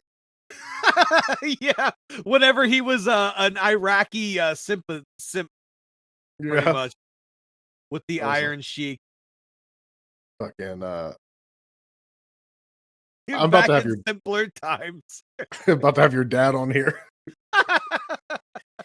Oh, I bet your dad could throw down on some wrestling knowledge. Oh, he sure could. Back whenever, dude, he would always talk about Bruno San Martino. Uh, I found a video of I'll tell you off camera oh, okay, because I don't want to put my last name out there. okay. Oh, I know you meat. No, but yeah. I Shit. shouldn't have said it because I basically gave it away. Oh, cut that. What is this? What time Yeah, frame is this? 3/13/55. Okay, 313. 313. Did you see have you been watching like the Undertaker's interviews? Did you see like they're basically talking about when Vince McMahon just retired. They No, I there's don't think I did. like the viral clips going around with Vince McMahon crying and he's going. Oh, yeah. I've seen the video of that, but I don't know what it actually stemmed from.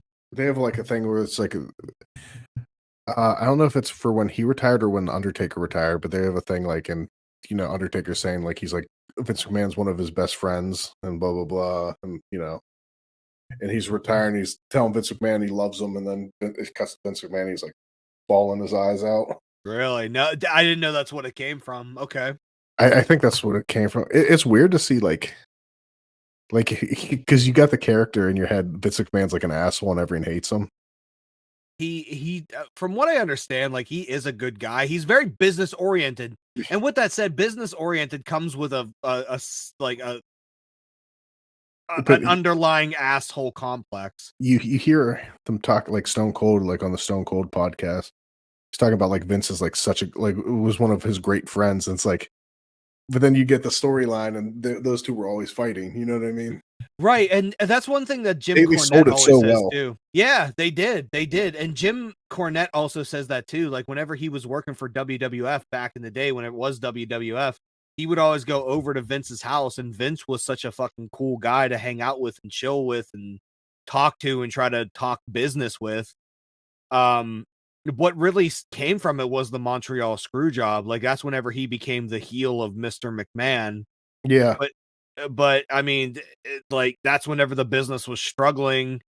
They were competing with WCW at that time. Yeah, well, the thing is that he thought Bret Hart was gonna go to WCW with the belt. Yeah, and that I don't think that necessarily had anything to do with Bret Hart. I think that had everything to do with Eric Bischoff. Yeah, and but he like you know, I used to love Bret Hart, but like as I get older, I see like how much of a crybaby he is. He does. He bitches a whole lot, and I was a Bret Hart fan. I wasn't like a huge like You fan remember? of his. You remember when we were kids? We tried to look up Bret Hart's name to call him in the phone book. Oh my god. I do vaguely remember we were in that. like third grade. We found out what the real names were, and so we looked up in the phone book and tried to call them. I vaguely do remember that. Yes, I do. They're trying to call Shawn Michaels and Bret Hart. It's like, what the fuck? Truly simpler times. That's when they had the WWF fucking ice cream bars. Those were the shit. Best ice cream sandwich. Not only that, like whenever you got the WWF magazine with I have some. I have a bunch from when I was kid. Same here. Hang on 1 second. Can you still hear me? Probably not.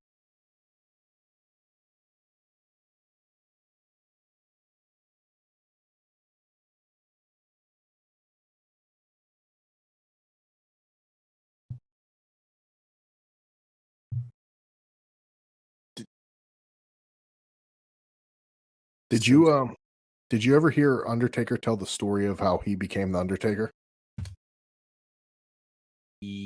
Yes, I want to say yes. He said him and Vince were going back and forth, and he said he had just had like a terrible gimmick, which was like really bad. And then he said that he was in WCW, and then he was coming back to WWF or something. And he was talking to Vince McMahon. He said Vince McMahon called him, and he said, as he picked up the phone, he said, "Is the Undertaker home?"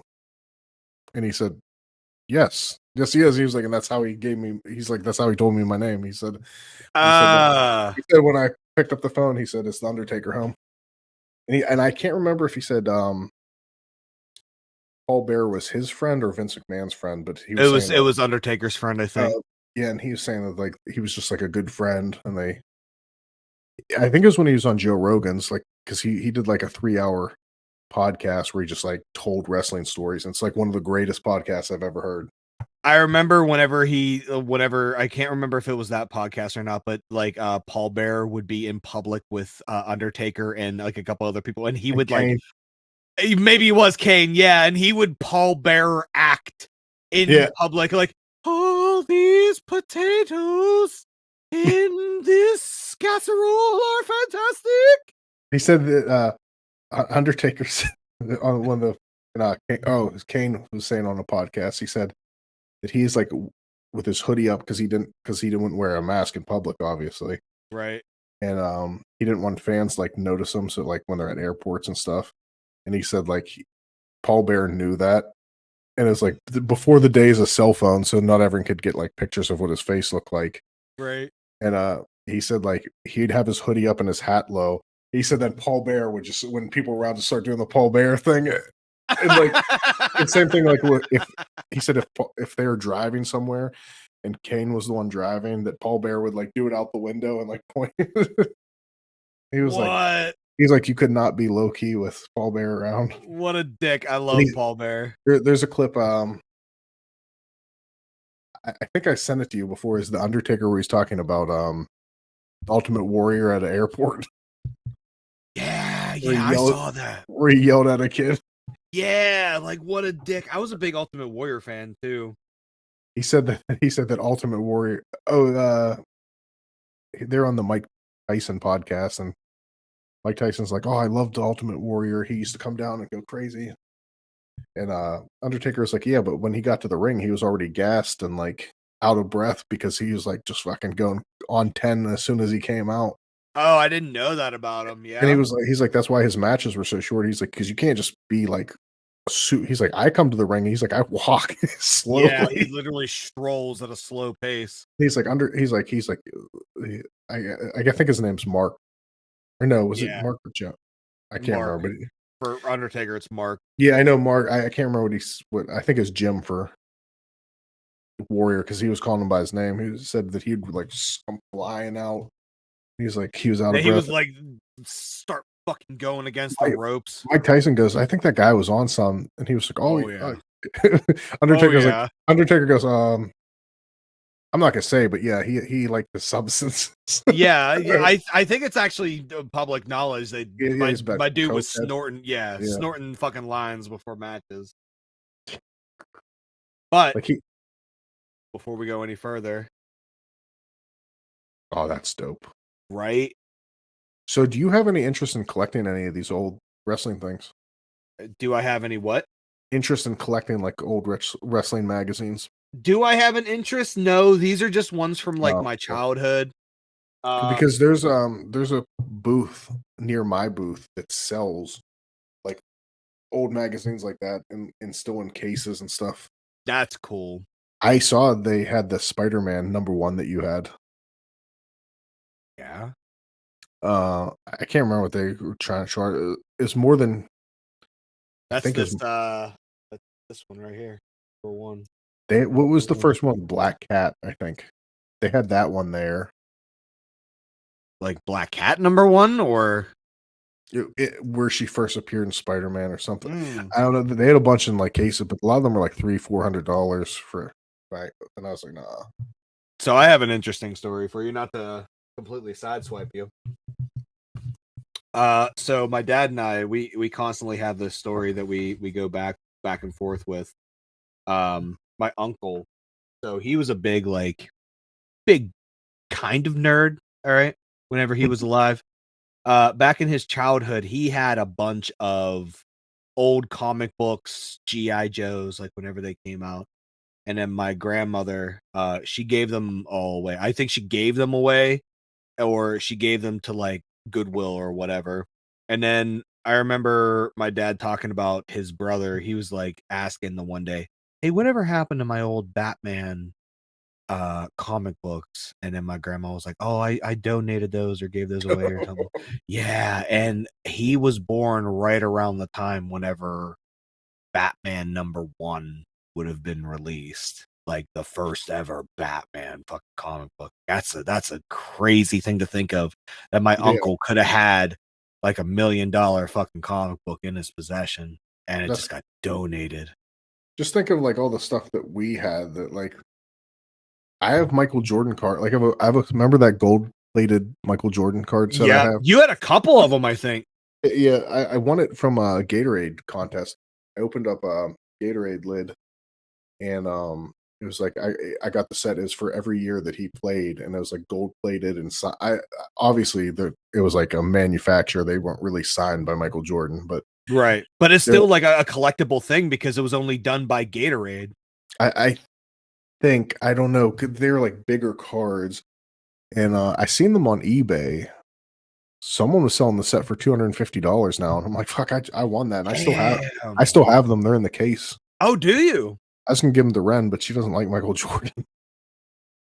She's like a big LeBron fan. Oh, so nothing against LeBron, but God, like that's Michael. It's a you want to be like Mike? Like what? As an old head, I guess I don't get it. The '90s had 3 Mikes, the trinity of Mikes, if you will. Jackson, Tyson, Jordan. You're right. All that veered off, and I was talking about the shit in my room. Remember, I had the Charles Barkley poster in my room, the Shaq poster. I don't remember the Charles. I know. See, like I don't remember your room as I won them at a fair. Where you pop the balloons and you got those like things with like they gave you with the glass in front of them. Oh, they're like in the white border because they're like came in the. Yeah. All right. Maybe. Yeah. Okay. Maybe I am starting to remember these. Yeah. You used to be able to go to like grocery stores and buy them for like $6 or $7. Yeah. And they're like they're probably like this big. Yeah, like they're kind of tiny. I remember I had a few of those too. I had the Mario Brothers movie one at one time. Fucking. Oh yeah, I think I did too. That was a shit movie. Oh, it was a terrible movie. It still doesn't hold up. How do you feel about John Leguizamo? I love John Leguizamo. You like The Pest? I never saw The Pest. Hold on. I remember the movie. I remember the movie poster for The Pest. So you don't remember like the video for The Pest? No, I don't. Hold on. The intro. Every time I see it, it gets stuck in my head for like fucking weeks. All right, I'm playing it. Can you hear it? Yeah, I can hear it. Best part, if I put it on Spotify, it's the song he does. God, this is 90s as shit. Right here. Here's the song. Just watch this.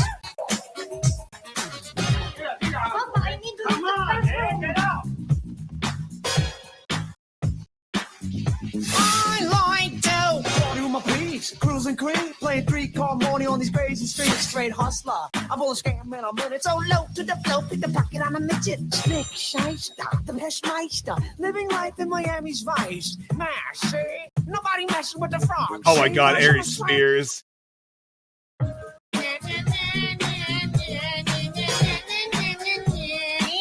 Nice lady, I'm sexy, but I'm hiding. All right, already. I'm ridiculous. Like a booger, I stick to this.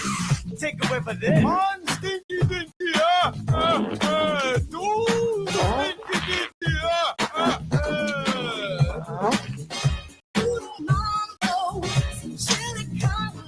Old school beat meets light and freak, and you don't stop.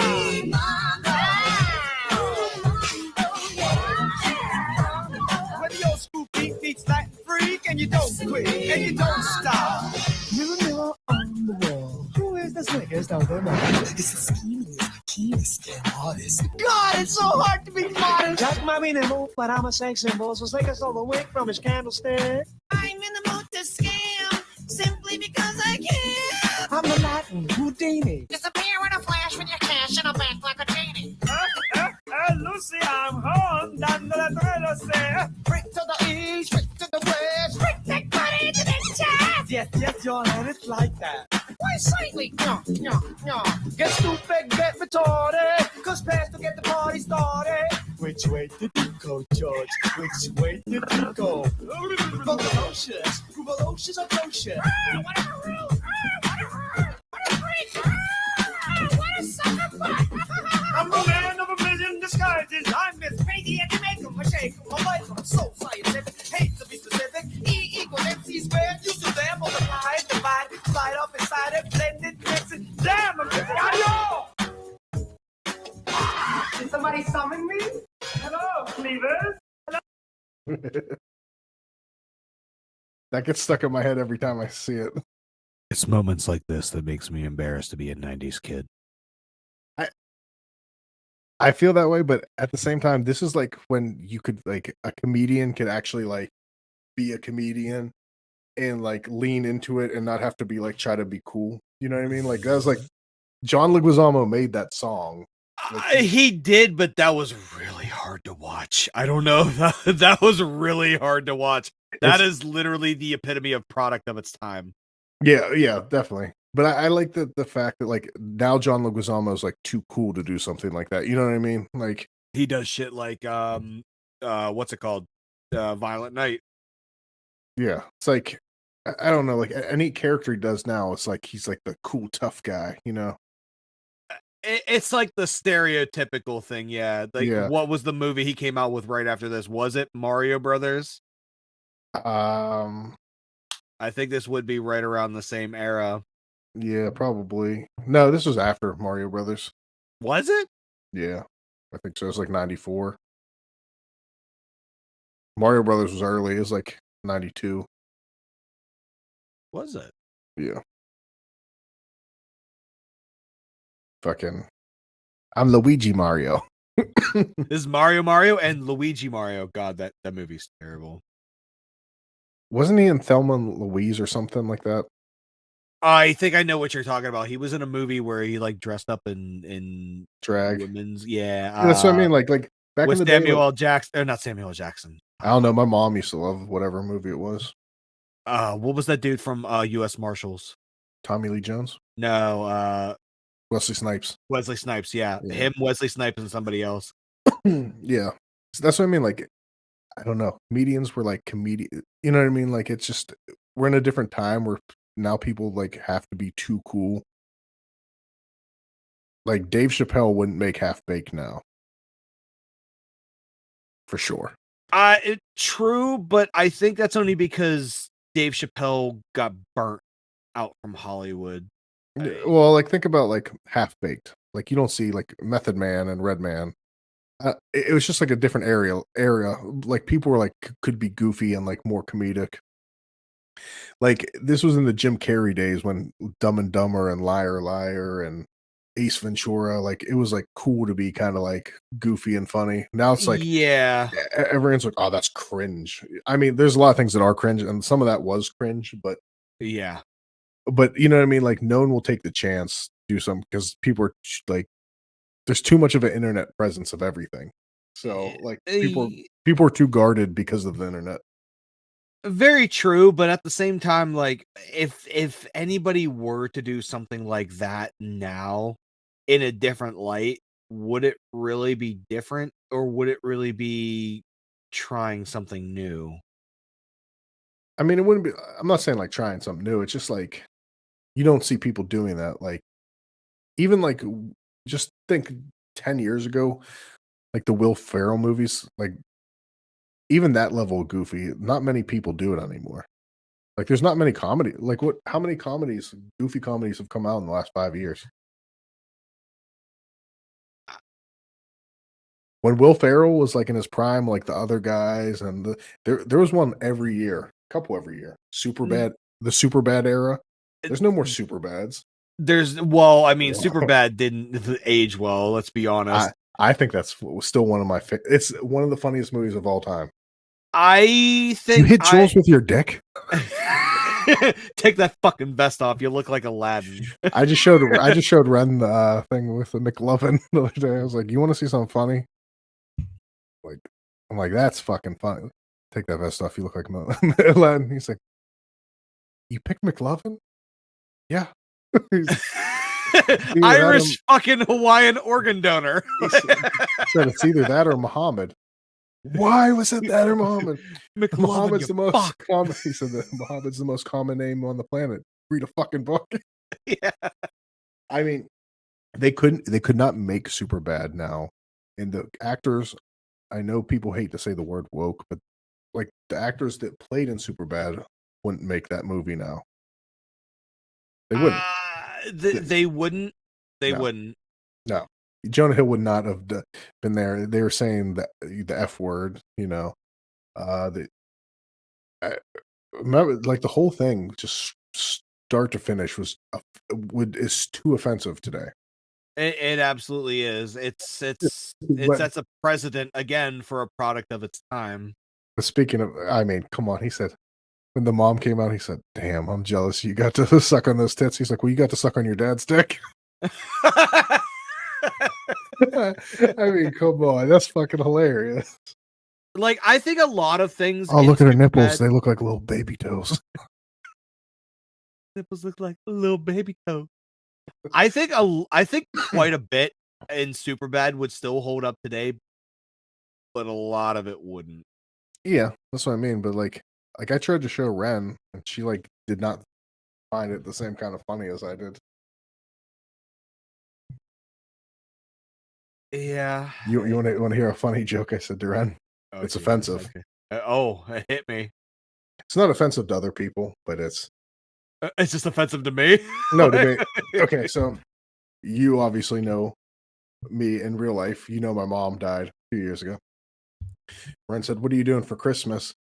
And I said, I said, gonna invite Graham over, but she ghosted me." Jesus, that's fucking dark. Okay. And Ren started to laugh, but she was like holding it back. I was like, "Oh, come on." I was like, "Grandma would have thought that was funny. She would be the first one cracking up at that." Your grandma and her grandma would have thought that was funny. I was like, "You got to toughen up. We come from petty people that have super dark humor." Shit. That's funny. I like that one. We were talking earlier in this about A Wonderful Life. I saying that I haven't seen it. When they're pulling the plug on my mom, this is a dark story too. That they put on. They're like, when someone passes, they should probably like maybe put on music they like, or like movies, some sounds, you know, just because whatever. Because she could still hear. They said like she was in like a coma, but she could still hear or whatever, blah blah. Right. She beat the stroke. She was, you know, coming off life support, blah blah blah. So they put on It's a Wonderful Life. They're like, oh, when they pulled off the plug, they're like, we're sitting there. We all sat there and just watched it. Like that was like the first time we all just sat there and watched it. And then they put on, I guess, like I can't remember what her favorite song is, a Prince song. But that doesn't surprise me. But Sam used it at her wedding, and I think Gabby did too. Oh, really? Okay. I can't remember what Prince song it was. It'll come to me. But yeah, dark story. Her boyfriend was there. Her boyfriend was there, and like my sisters, Ashley was there. Fucking the nurse was in there crying. Like the doctor was in there crying. It was wild. It's like, anyway, that's not yeah, it's a side story. But yeah, you knew my mom. She was always in on the joke with us, and like fucking like we would always say the darkest stuff ever. The crisp. Oh my god, my most fond memory of your mom. The Christmas tree story. Yes, absolutely. My mom used to my mom told that story all the time. I couldn't. Oh my god, it is literally the fondest memory of your mom I have. And I heard it from my mom. I think I heard it from mom. No, I heard it from your mom. So What it was for anybody out there listening still in our after hours, it was this was right whenever Nick here, he moved to a different area. And we were hanging out again pretty often. And this is whenever your boy was starting to get some of that good. Yeah, we're in like 9th, 10th grade, you know, when you start messing around with girls. Yeah, 15 years old. I think I was 15 at the time. And I had was it 15? 15, I don't know. Right around when the first Harry Potter movie came out, whenever that was, because I was supposed to go see it with my girlfriend at the time. Instead, we banged. You're supposed to see Harry Potter, but you saw Harry Bush instead. Harry Christmas Bush. Harry Cooter. Yeah, Harry Cooter. I remember I had a trench coat at the time, and I kept condoms in my trench coat side pocket, and my mom found it. And she said, "Are you having Christmas cream pies?" Yeah, she was like, "Are you having your Christmas cream pies? By the way, keep pounding Hallmark for that movie. We're gonna make this. Hashtag Christmas cream pie. Hashtag Hallmark. Let's the get gift this that made. keeps on coming. Retro Revenge. And if they don't let me star in it, they could have John Stamos play me. I'm a handsome son of a bitch. All right, so you were getting Christmas cream pies. I was giving Christmas cream pies. I wasn't getting them. Yeah. And your boy was still like this at this point. I was sprouting to a little baby toe in this era. Yeah. And then what's that? Little baby toe. My little baby toe. I penetrated with my little sprout. Yeah, my mom was going through my pockets in my hoodie or my trench coat, and she pulled out, it's like she whipped out like the economy pack of spermicidal fucking Trojans, and she was like, "What are these?" And I'm like, she's waking me up when I'm half asleep. I'm like looking through one eye. I'm like, "What is that?" She's like, "These are condoms." She's like, "Where did you get these and how did you buy them?" And I panicked. I was like, "Oh fuck!" I was she found my little boys. What do I do with these? And I started laughing. I started laughing uncontrollably, as convincingly as I could. And I was like, "Oh, they're our friend at the time, a code name, we'll call him Red, because the screen's red." I was like, "Oh, those are Red's condoms." And she bought it. Sorry, Mom, if you're watching this, you bought it. I was like, "They're Red's condoms." And then my mom bought it, and then she went over to your house, and she was having conversations with your mom while we were out doing our shit. I was probably banging. And she's having conversations with your mom, and she was like, "Oh yeah, I found condoms in Gribben's pocket, but they were Red's condoms, so you know it's okay." And then your mom was like, yeah, my mom had the Metal Gear Solid question mark. Yeah, she had the question mark, and then she had like the meme with the chick having all the calculations in front of her mind. She was like, "Red is like 22. Why would Gribben have condoms for Red if you know he's 22 and can have sex without upsetting his parents?" And then my mom had the question mark go above her head, and then the calculations were going above her face, and she was like, just started ringing that little bell like a tax person. Yeah, she was literally ringing it like Game of Thrones. Shame. And she's like, "He's not getting a Christmas tree this year." And I do declare this to your mom at the time. And your mom was just like, I don't think he's interested. Yeah, he's not interested in that kind of bush anymore. He's not getting that Christmas tree. He's not getting a Christmas tree. Don't worry, I'm lighting up something else. Like what kind of punishment is that? Don't worry. I probably juiced it up whenever I got home. It's like, no, not the Christmas tree. No, I need the Christmas tree. I need the lights. He's doing heroin. No pizza rolls for him. Fuck! Like this is my childhood. I love it and miss it. You know what, Mr. Man? No McDonald's. You know what? You ask for a supersized fry, you're not gonna get it, mister. Medium for you, fat fuck. Yeah. You get the medium value meal. Having sex at your age. Extra pickles. God, these were the moments. Yeah, like you. Oh boy, I can already tell this is good. The fucking childhood moments. We talked about the McDonald's story last time where we got all the extra burgers. Yes. But do you like not putting Dream on Neon's shit on blast? But remember the time we broke out that window, like the window, and we were driving, and then all those people came out, and we were like stuck. That was the scariest, the scariest moment of my life. Oh my god. Yeah, that was. I don't even know if we should talk about this, to be honest. Yeah, we'll skip that one. We'll ask him if that's okay to tell. Yeah, we'll converse with him first before we talk about that one. That one's a touchy one. Or the like the backyard wrestling tapes you guys made. Okay, now that one we can talk about. I remember got powerbombed through a table with glass on it. I got powerbombed through a table that had glass on it. Another one where I didn't get powerbombed, but like faked a move into like a table that was made of cardboard that was on fire. Oh, I forgot about that one. I remember with our friend, we'll just call him Y. We'll call Which him one? Y. His dad did the Arnold Schwarzenegger impersonation, and I just I chimed in out of nowhere. I was like, "Oh yeah, I have one too," and I botched it in my 15-year-old mannerism motion of being Arnold Schwarzenegger. I saw Y the other day. Yeah, did you? He didn't even stop.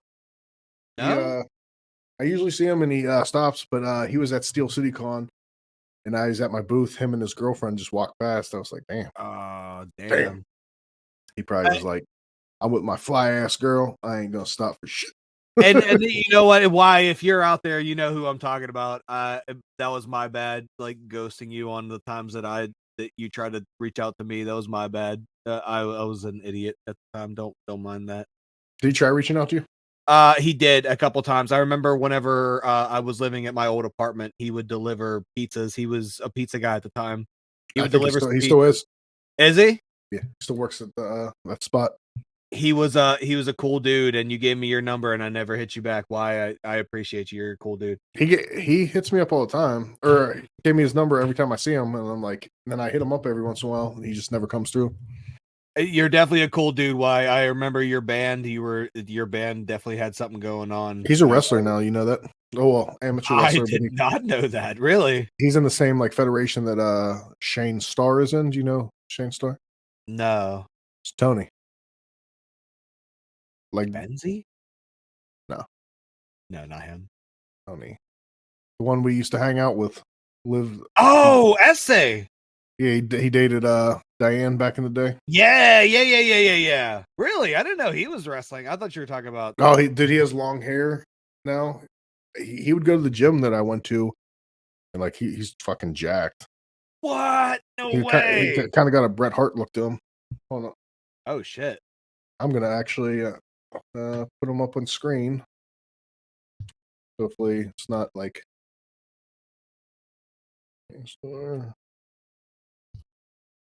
And Larry's a referee now. Oh, no way.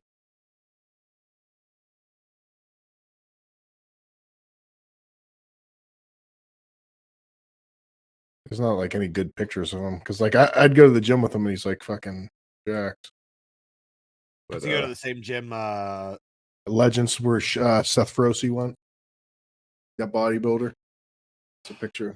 Yo, what? Yeah, that's him. No shit. Yeah, he kind of got that Bret Hart look to him a little bit. Yeah, he does. No shit.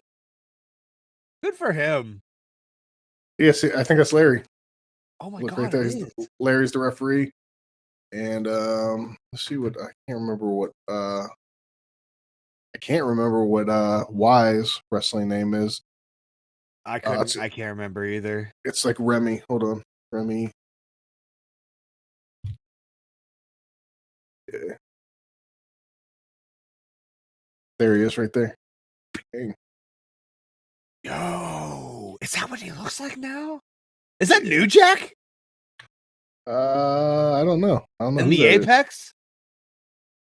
I don't know. Here's another one of them now. Remy LeVay. Yo, why? Get your fucking payday, man. That's good shit. Why is I don't know. He's got a Matt Hardy look to him. Yeah, he's tall as shit now too. Is he? I think so. I think he's as tall as me. I'm 6 foot.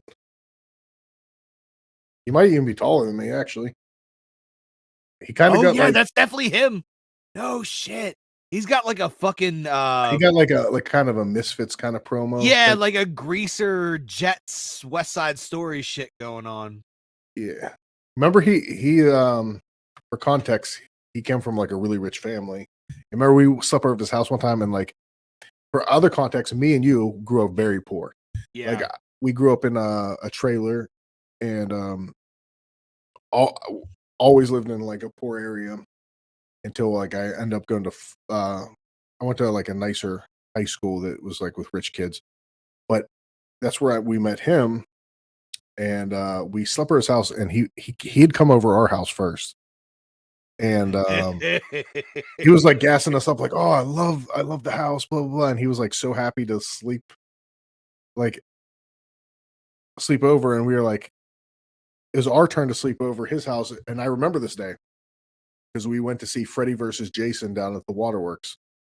Is that the same day? Yeah, because remember they had the makeup artist down there, and they were doing the slashes.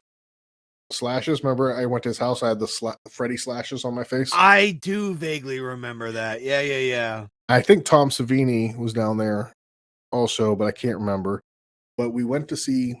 It was me, Y, and you. We went to see Freddy versus Jason. I think his mom took us or bought the tickets because you had to be 18 or older to buy. I can't remember if it was. I can't remember if it was his, because they were both like involved in a lot of shit that night. Yeah. So we went there. We saw Freddy versus Jason. Then we slept at his house, and takes us back to his house, and he's fucking mega rich. He's stupid rich. He is stupid rich. Stupid rich. Like, and I remember the room that we slept in had like glass walls, window walls. Yeah. So for anyone watching, like if you could picture, a room, 4 walls, right?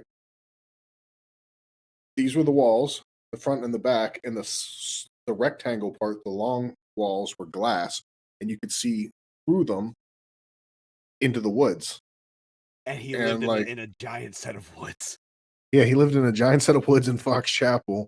Do you remember the homeless person that they said lived in the woods? Yeah, that's what I was about to get to.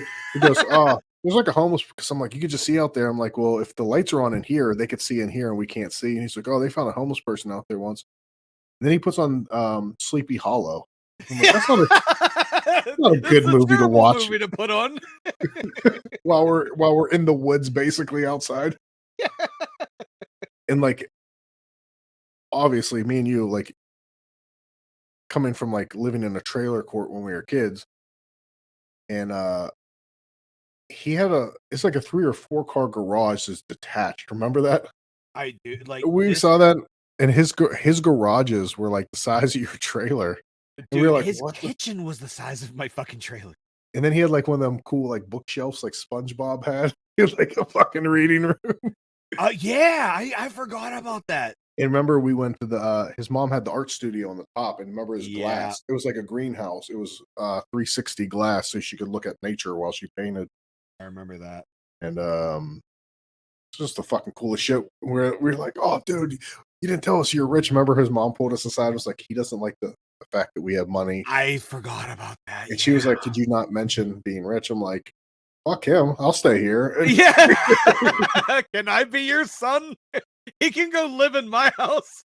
That was the first time I ever seen like his bedroom wasn't the master bedroom, but it was bigger than like the master bedrooms we were used to. And it had him and his sister both had bathrooms like connected to their attached, to their rooms. And I was like, they had the ensuite. Yeah. His bedroom was so fucking big. And I was just like, That is crazy. We didn't even get to see like the whole house. No, we didn't, because I remember we stayed over. I totally forgot about Freddy versus Jason. I do remember the Sleepy Hollow. Yeah, that fucking house overshadowed that shit. For sure. I know, like everything else that we saw that night, we completely fucked up Freddy versus Jason. Also, real fast, side note, super side note. We talked about Rey Mysterio. Do you know he was a stunt double in Freddy versus Jason? He was one of the he was a Freddy stunt double when Freddy was getting thrown around. What? No way. Really? Yeah, I read that. I was like, is he credited? Yeah, Google. Was Rey Mysterio a stunt double for Freddy Krueger? Professional wrestler Rey Mysterio was England's stunt double for a scene in Freddy Boiler Room lair. So whatever, probably when he was throwing Jason around and then Jason like knocked him over and like threw him against the thing. Yeah, that's like the only thing I remember about the Boiler Room was the one where Jason's getting thrown around and pinball, the pinball sound effects, which I hated. That's like the main thing I hated about that movie was that fucking scene. I hated that Jason looked stupid. I hated that they made him like a dumb zombie. The movie was I watched it the other day. It was pretty bad. Really, I still like. I have a soft spot for Freddy versus Jason. I do too, but I can't include it in Jason movies. It's like a Freddy movie. It's a Freddy. It absolutely is a Freddy movie. I look at it like Abbott and Costello Meet the Wolfman. Like it's just like an offshoot movie. Like it absolutely has nothing canon about it for either series. It isn't. It's a dream sequence, and even in the very end of the movie, it's a dream sequence because Freddy's alive with his decapitated head. Let's see, so all that leads back to Wise House, and I remember Wise House because he was the only person that I knew. You and me, we're Michael, Jason, and Freddy fans. He was the only person that I ever knew that was a Leatherface fan. He was a big Texas Chainsaw fan. And not only him. Remember his mother. His mother was like, "Have you guys ever seen Texas Chainsaw Massacre?" I didn't know that. Yeah, remember she was that and Clockwork Orange. We were like kids, and she was like, "You ever see Clockwork Orange?" I still can't finish Clockwork Orange. I've never started it. I made it through like maybe 30 to 35 minutes of that movie. I can't do it. Is it weird or is it just like bad or like gory? No, it's not gory. It's just too artsy. Isn't it a Stanley Kubrick movie? Yeah, like the guy who made The Shining. Yeah, like some of his movies are like kind of boring and artsy. Like, and I'm going to say something controversial. Okay. I think The Shining's pretty boring. A lot of it. It is, but it's a great movie. It is a great movie, but it is not like, I don't know. People overhype it a little bit too much. I agree. I'm going to follow up with a second controversial thing that'll get me kicked in the dick. All right. Stephen King movies are not that good. It depends on the movie. Most of them are cheap. Not all of them, but okay. The original It. Oh, it was made for TV, so okay. Tommy Knockers, was that made for TV too? No, that's terrible. That movie's bad. Okay. Langoliers.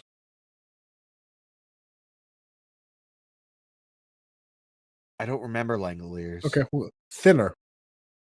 Thinner was good. I like Thinner. Thinner was good. It was all right. It's an extended Tales of the Crypt episode. Okay. The Stand.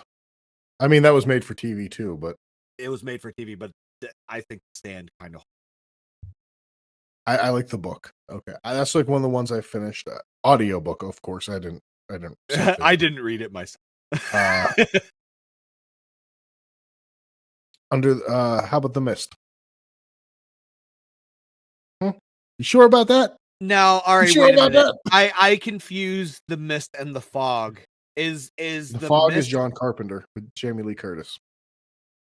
Okay, all right. So The Mist is the one with the family at the end in the car. Yeah. See, now hear me out. The Mist is probably the most fucked up ending. That black guy just died, by the way. I can't remember his name. He died like 2 days ago. neighbor from the beginning gets caught up in the webs. Remember the tree falls on the guy's car and he has to go to the neighbor's house at the very beginning? Yeah, okay. That guy. Really? He just died? Sadly, yes. But yeah, The Mist. The Mist has a really fucked up ending. Good movie? No. Bad. The worst ending in horror movie like ever? Yes. Most fucked up ending. Doctor Sleep was pretty good. I'll give you that. Doctor Sleep was a good one. I like that one. I have the book. I did not see the movie yet. I have the book too. I haven't read it, but movie's actually really good. It's like a sequel to The Shining. Yeah, that's what I was basically getting at. Was I'm wanting to see Doctor Sleep as far as the movie is concerned. I think it remake was good. I kind of like that. I love the It remake. I think the It remake is top notch. It Chapter 2 is fucking horrible. But here's the thing: like a lot of his movies are just like, I don't know, they're so generic. It's like Christine. Okay, that's a good one. Christine is a fantastic. Is movie. Carrie him too? Carrie is also him. Yes. Okay, I like Carrie. It took me years to appreciate it though. I used to like Carrie as a kid. But it's the same thing that falls under like Jaws and what was that other movie we were talking about earlier that would be played all the fucking time? Christmas Vacation. Yeah.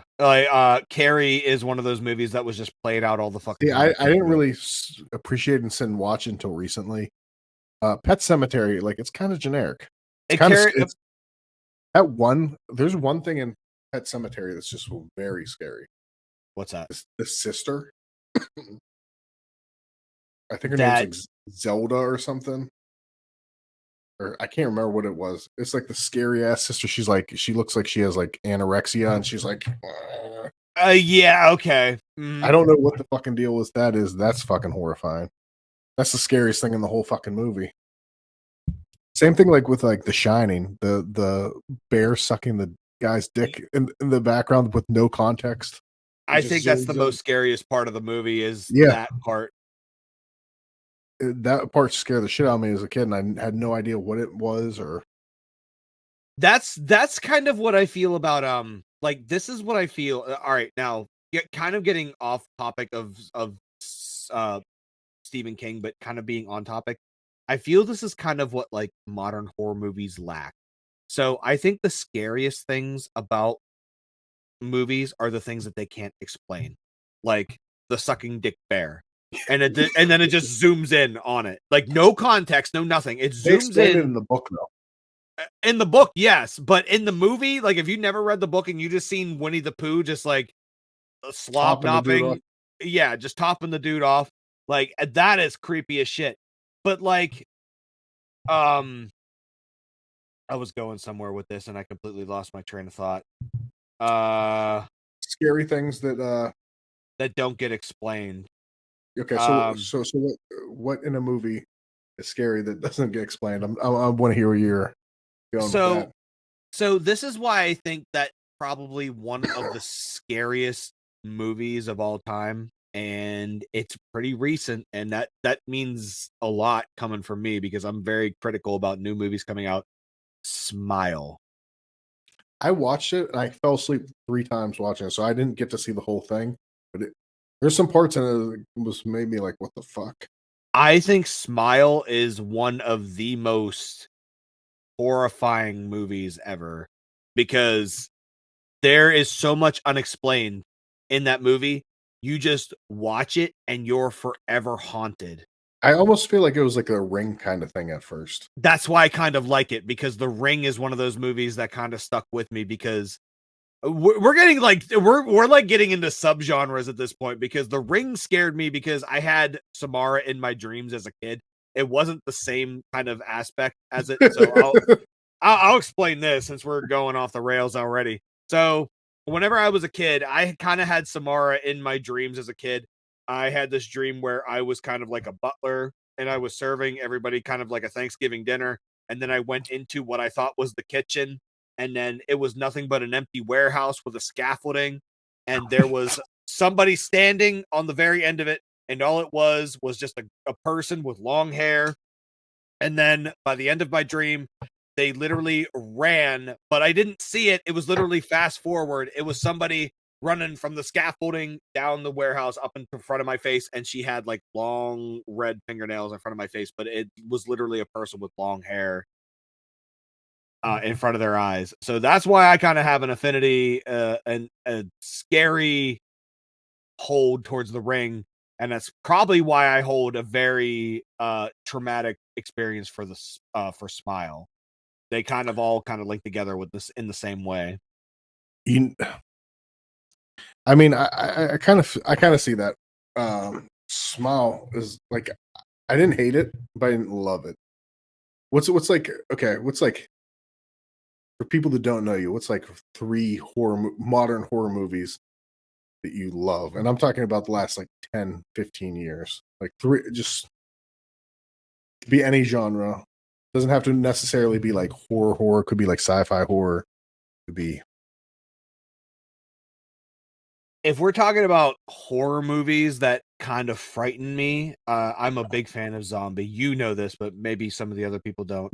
So the top 3 horror movies that kind of scared me in the past 10 to 15 years. Number 1 is Smile. Okay. Number 2 is Train to Busan. I love that. I took so long to watch that, but that was one of the best movies I've seen in the last 10 years. I will say one thing: Korea has zombies down. They know how to make a zombie movie. Not only that, the story was actually good with that. Usually, like, here's the thing: with zombie movies, they either do the story good or the zombies good. They actually had a really good story, whereas like you actually cared about the characters.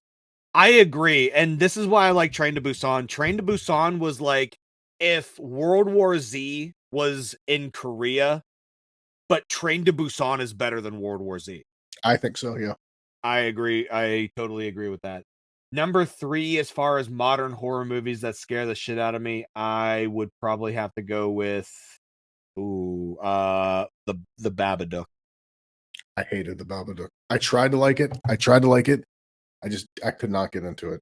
I think the Babadook 2 or 3 times, and I just it's kind of an acquired taste. Yeah. It's more like I don't know what the word is. Is it meta, where it's like kind of like, or no, that's not. I don't know if that's the right word. It's more about grief, but it's like disguised as that monster. Yeah, like it's kind of like I wouldn't like necessarily say grief. It's like a metaphor. Yeah, exactly. It's more of like I wouldn't say grief. What's the word? It's the grief of her loss of the dad. It's kind of like self, because the husband died, and then she's stuck with the kid, and the kid has problems, and it's like, remember at the end she learns to feed off the tuck the monster away, and she feeds the monster by dealing with her grief. It's a metaphor, and that's what I kind of like about it. No, I'm gonna go with some left field choices. Okay. Oh wait, before you do that, I'm gonna go piss real fast. Okay. We'll listen to yours. All right. Okay. So first off, I'll do my honorable mention. Is the Black Phone, because my dude Jason Baker made the mask for it, and Tom Savini. I'm not a big Ethan Hawke fan. I like him, but I'm not like a huge fan. So that's an honorable mention, and I will give an honorable mention because these are kind of action, but they still have horror elements. Purge. I like the Purge 2 and 3. Pretty good. And also, I'm in the context of this, I'm disqualifying the Blumhouse Halloween movies because they're remakes, and everyone says Halloween. So, like, you know what I mean? I'm talking horror in the last 10 years.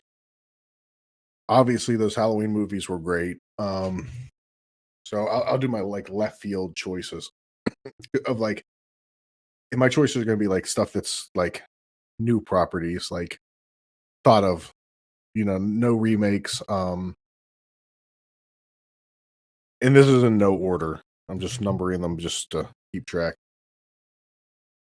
I will say Us from Jordan Peele Okay. because it was very left field and it's it takes he said he envisions it taking place underneath. It takes place in the same in Santa Barbara or wherever the Lost Boys happened. It's the same carnival that the Lost Boys took place at. Okay. So Jordan Peele said he envisioned that's what happened underneath at the beginning, as Lost Boys are happening. And I didn't see Get Out until I saw Us. Get Out was another mind fuck. So I'll put those two at like the top. A lot of people hate Jordan Peele. They think he's racist. I think he's a genius the way he writes. I love Jordan Peele's movies, and he really did a good job on the Twilight Zone. But Us was like a really like it was my introduction really to Jordan Peele as a writer, and I was like, I think he did a damn good job. And it was like it wasn't.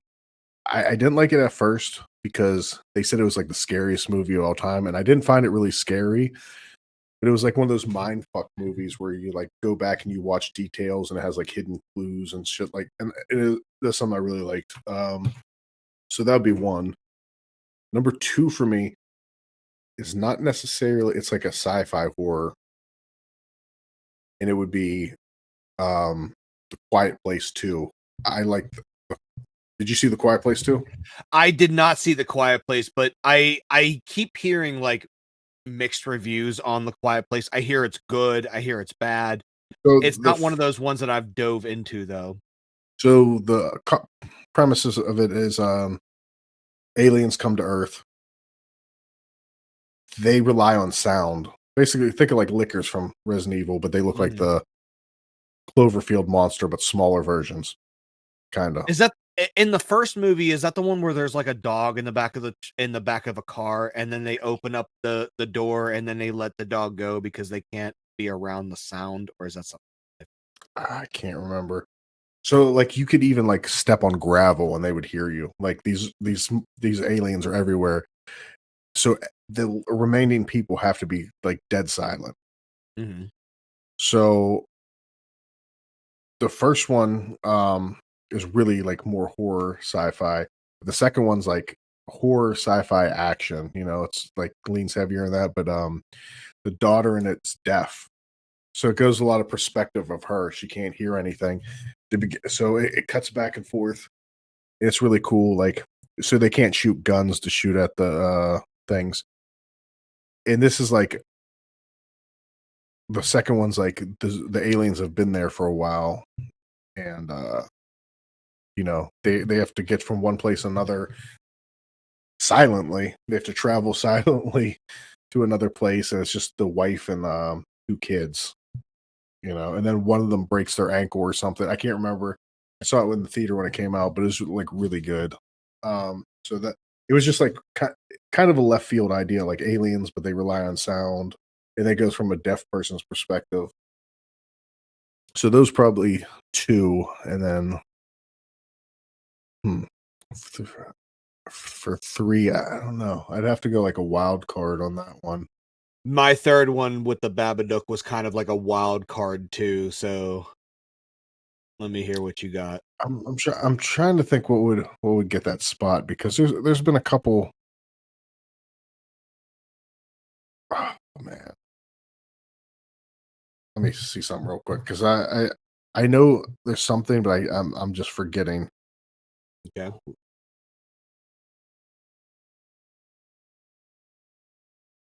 I know, like I want to say Don't Breathe, but I'm not going to say that one. Don't Breathe is fantastic. I still have to get my wife to watch that one. I haven't seen the second one. I know there was a second one. I have not seen it either. He's like a good guy in the second one, from what I hear. Is he? Cell is another. I think that's the movie I'm talking about. With J-Lo? Oh no, then that's not it. Whatever ones with the one that. This. I think you might be thinking of The Cube. No, I can't remember what it was. It was with Brie something. One that plays Captain Marvel. Oh, I didn't know she was in like a horror type movie. Yeah. Megan was I liked the movie, but it wasn't like I didn't groundbreaking. like Megan. I liked it because I expected it to be completely different, and it caught me off guard. I feel like Megan was the worst version of Ex Machina. Yeah, I could see that. Um. hmm. Oh, well, this one's a pretty good one, and I don't. Oh, you know what? I'll tell you the one I was going to say, and then I'm replacing it immediately. Okay. Old with M. I can't never say his name. M. Whatever Shimalala. M. Night Shyamalan. Yeah. Do you see Old? I did not see Old. So they go to an island, and everyone on this island ages very fast. Like 1 hour equals like 10. Oh, I've heard of this movie. But it turns out I can't remember what it turns out. Like a drug company gave them like a cocktail because they want a free vacation, and the food they had drugs in it, and they sent them to this island for a vacation. But they all age well, like 24 hours is like 20 years.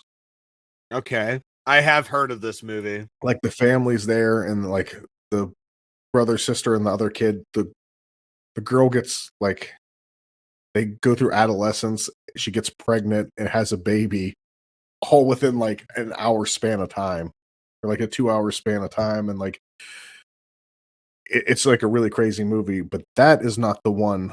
Once I thought of that one, I thought of another one, and I'm trying to find the name of it. It's also by him. The Visitors. It might be. Is it the one with Dave Bautista in it? Oh no, I know what one you're talking about. No, the wife and I started that one. We never finished it. Is it the one where they're in the woods with a gay couple? Yeah, and they like he has like a daughter and a son or something. I think it's called like Who Knocks or something. Yeah, I think I know what you're talking about. I'm looking up the name right now for a movie.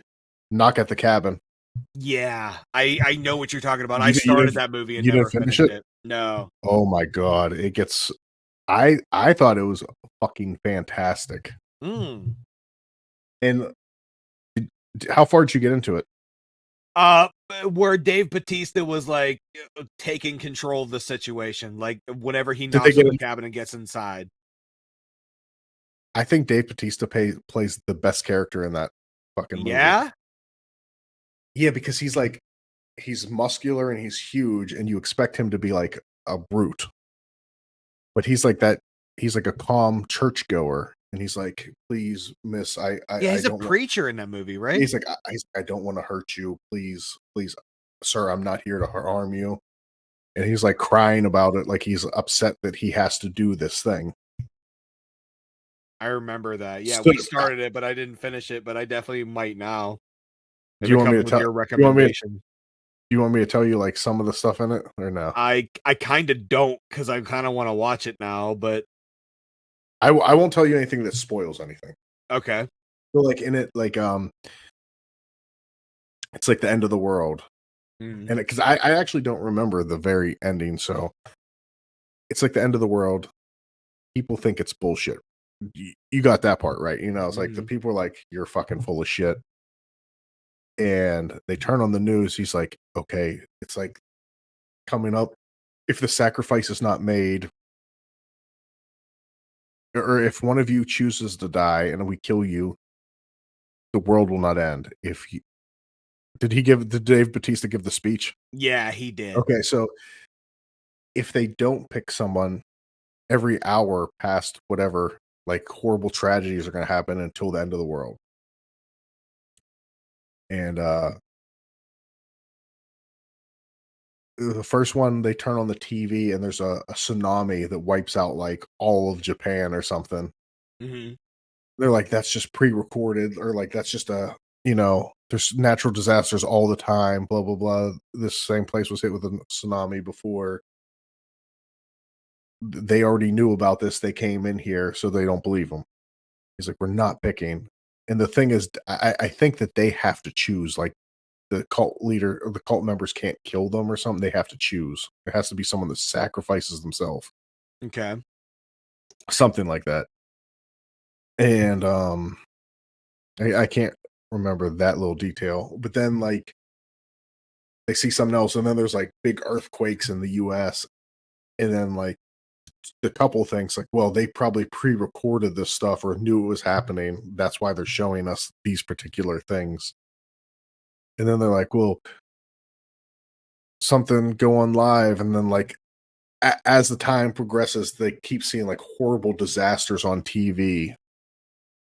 And the gay couple obviously thinks that they've set this up, or these are things that happened, and they're in the middle of nowhere, so they think that like they had knowledge of this.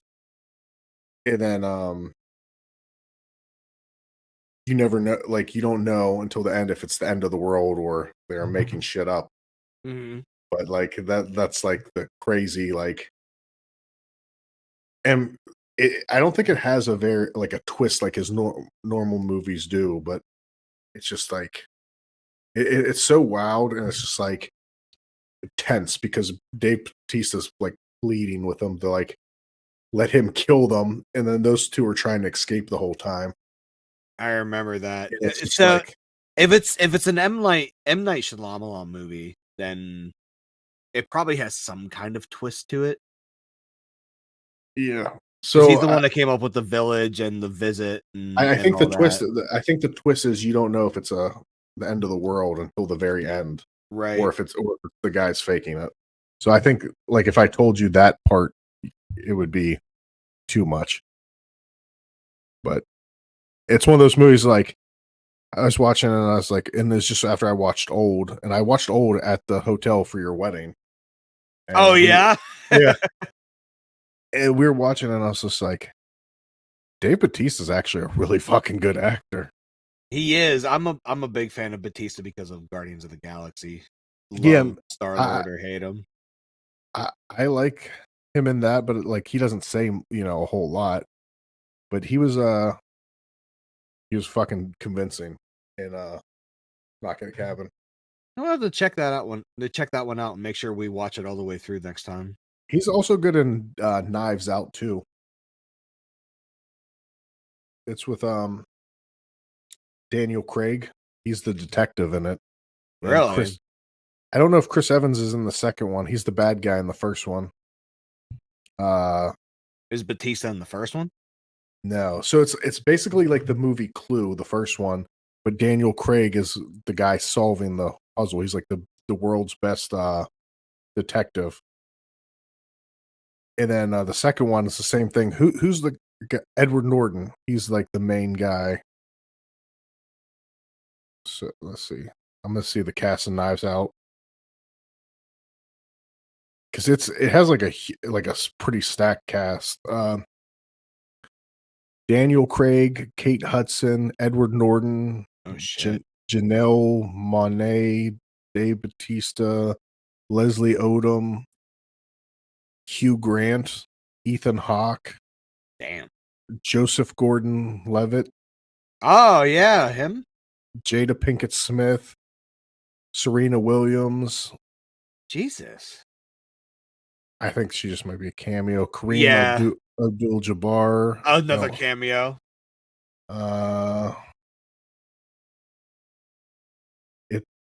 The first one too is like a lot of big names. Knives Out. Yes. If you like Clue and stuff like that, you would like it. The first one has, let's see, it's a lot of the same people, but it has Chris Evans in it. Jamie Lee Curtis is in the first one. Edward Norton, Frank Oz.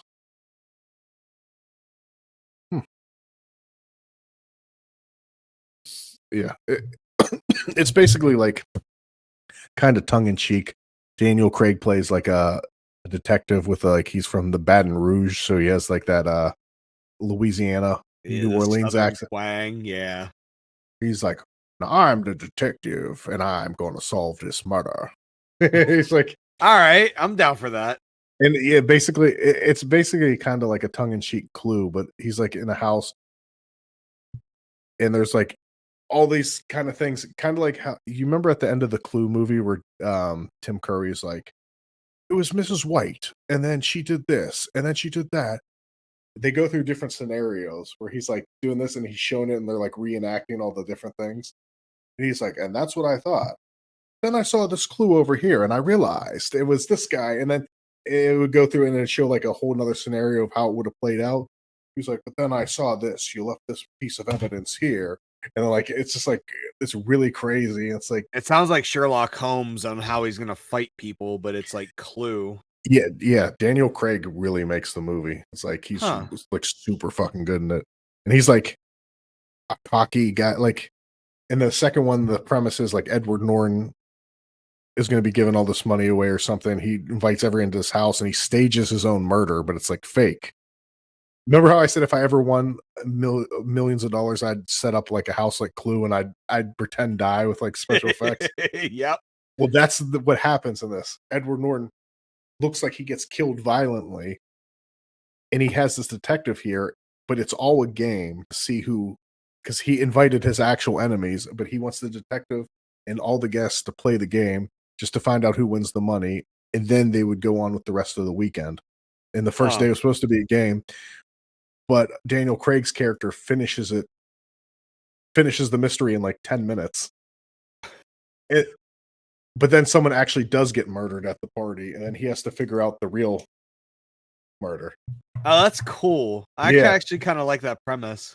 But Dave Bautista's in the swimming pool, and he gets out and he's wearing a Speedo, but he has a gun tucked in his Speedo. And Daniel Craig's like, "Do you know you have a gun on you?" He's like, "I always wear my gun to." He's like, "I always wear my gun to the pool."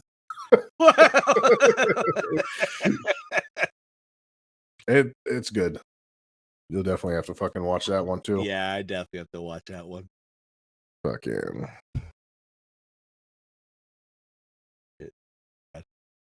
Yeah, I don't know. We could end this one. Yeah, fucking. I'm starting to crash too.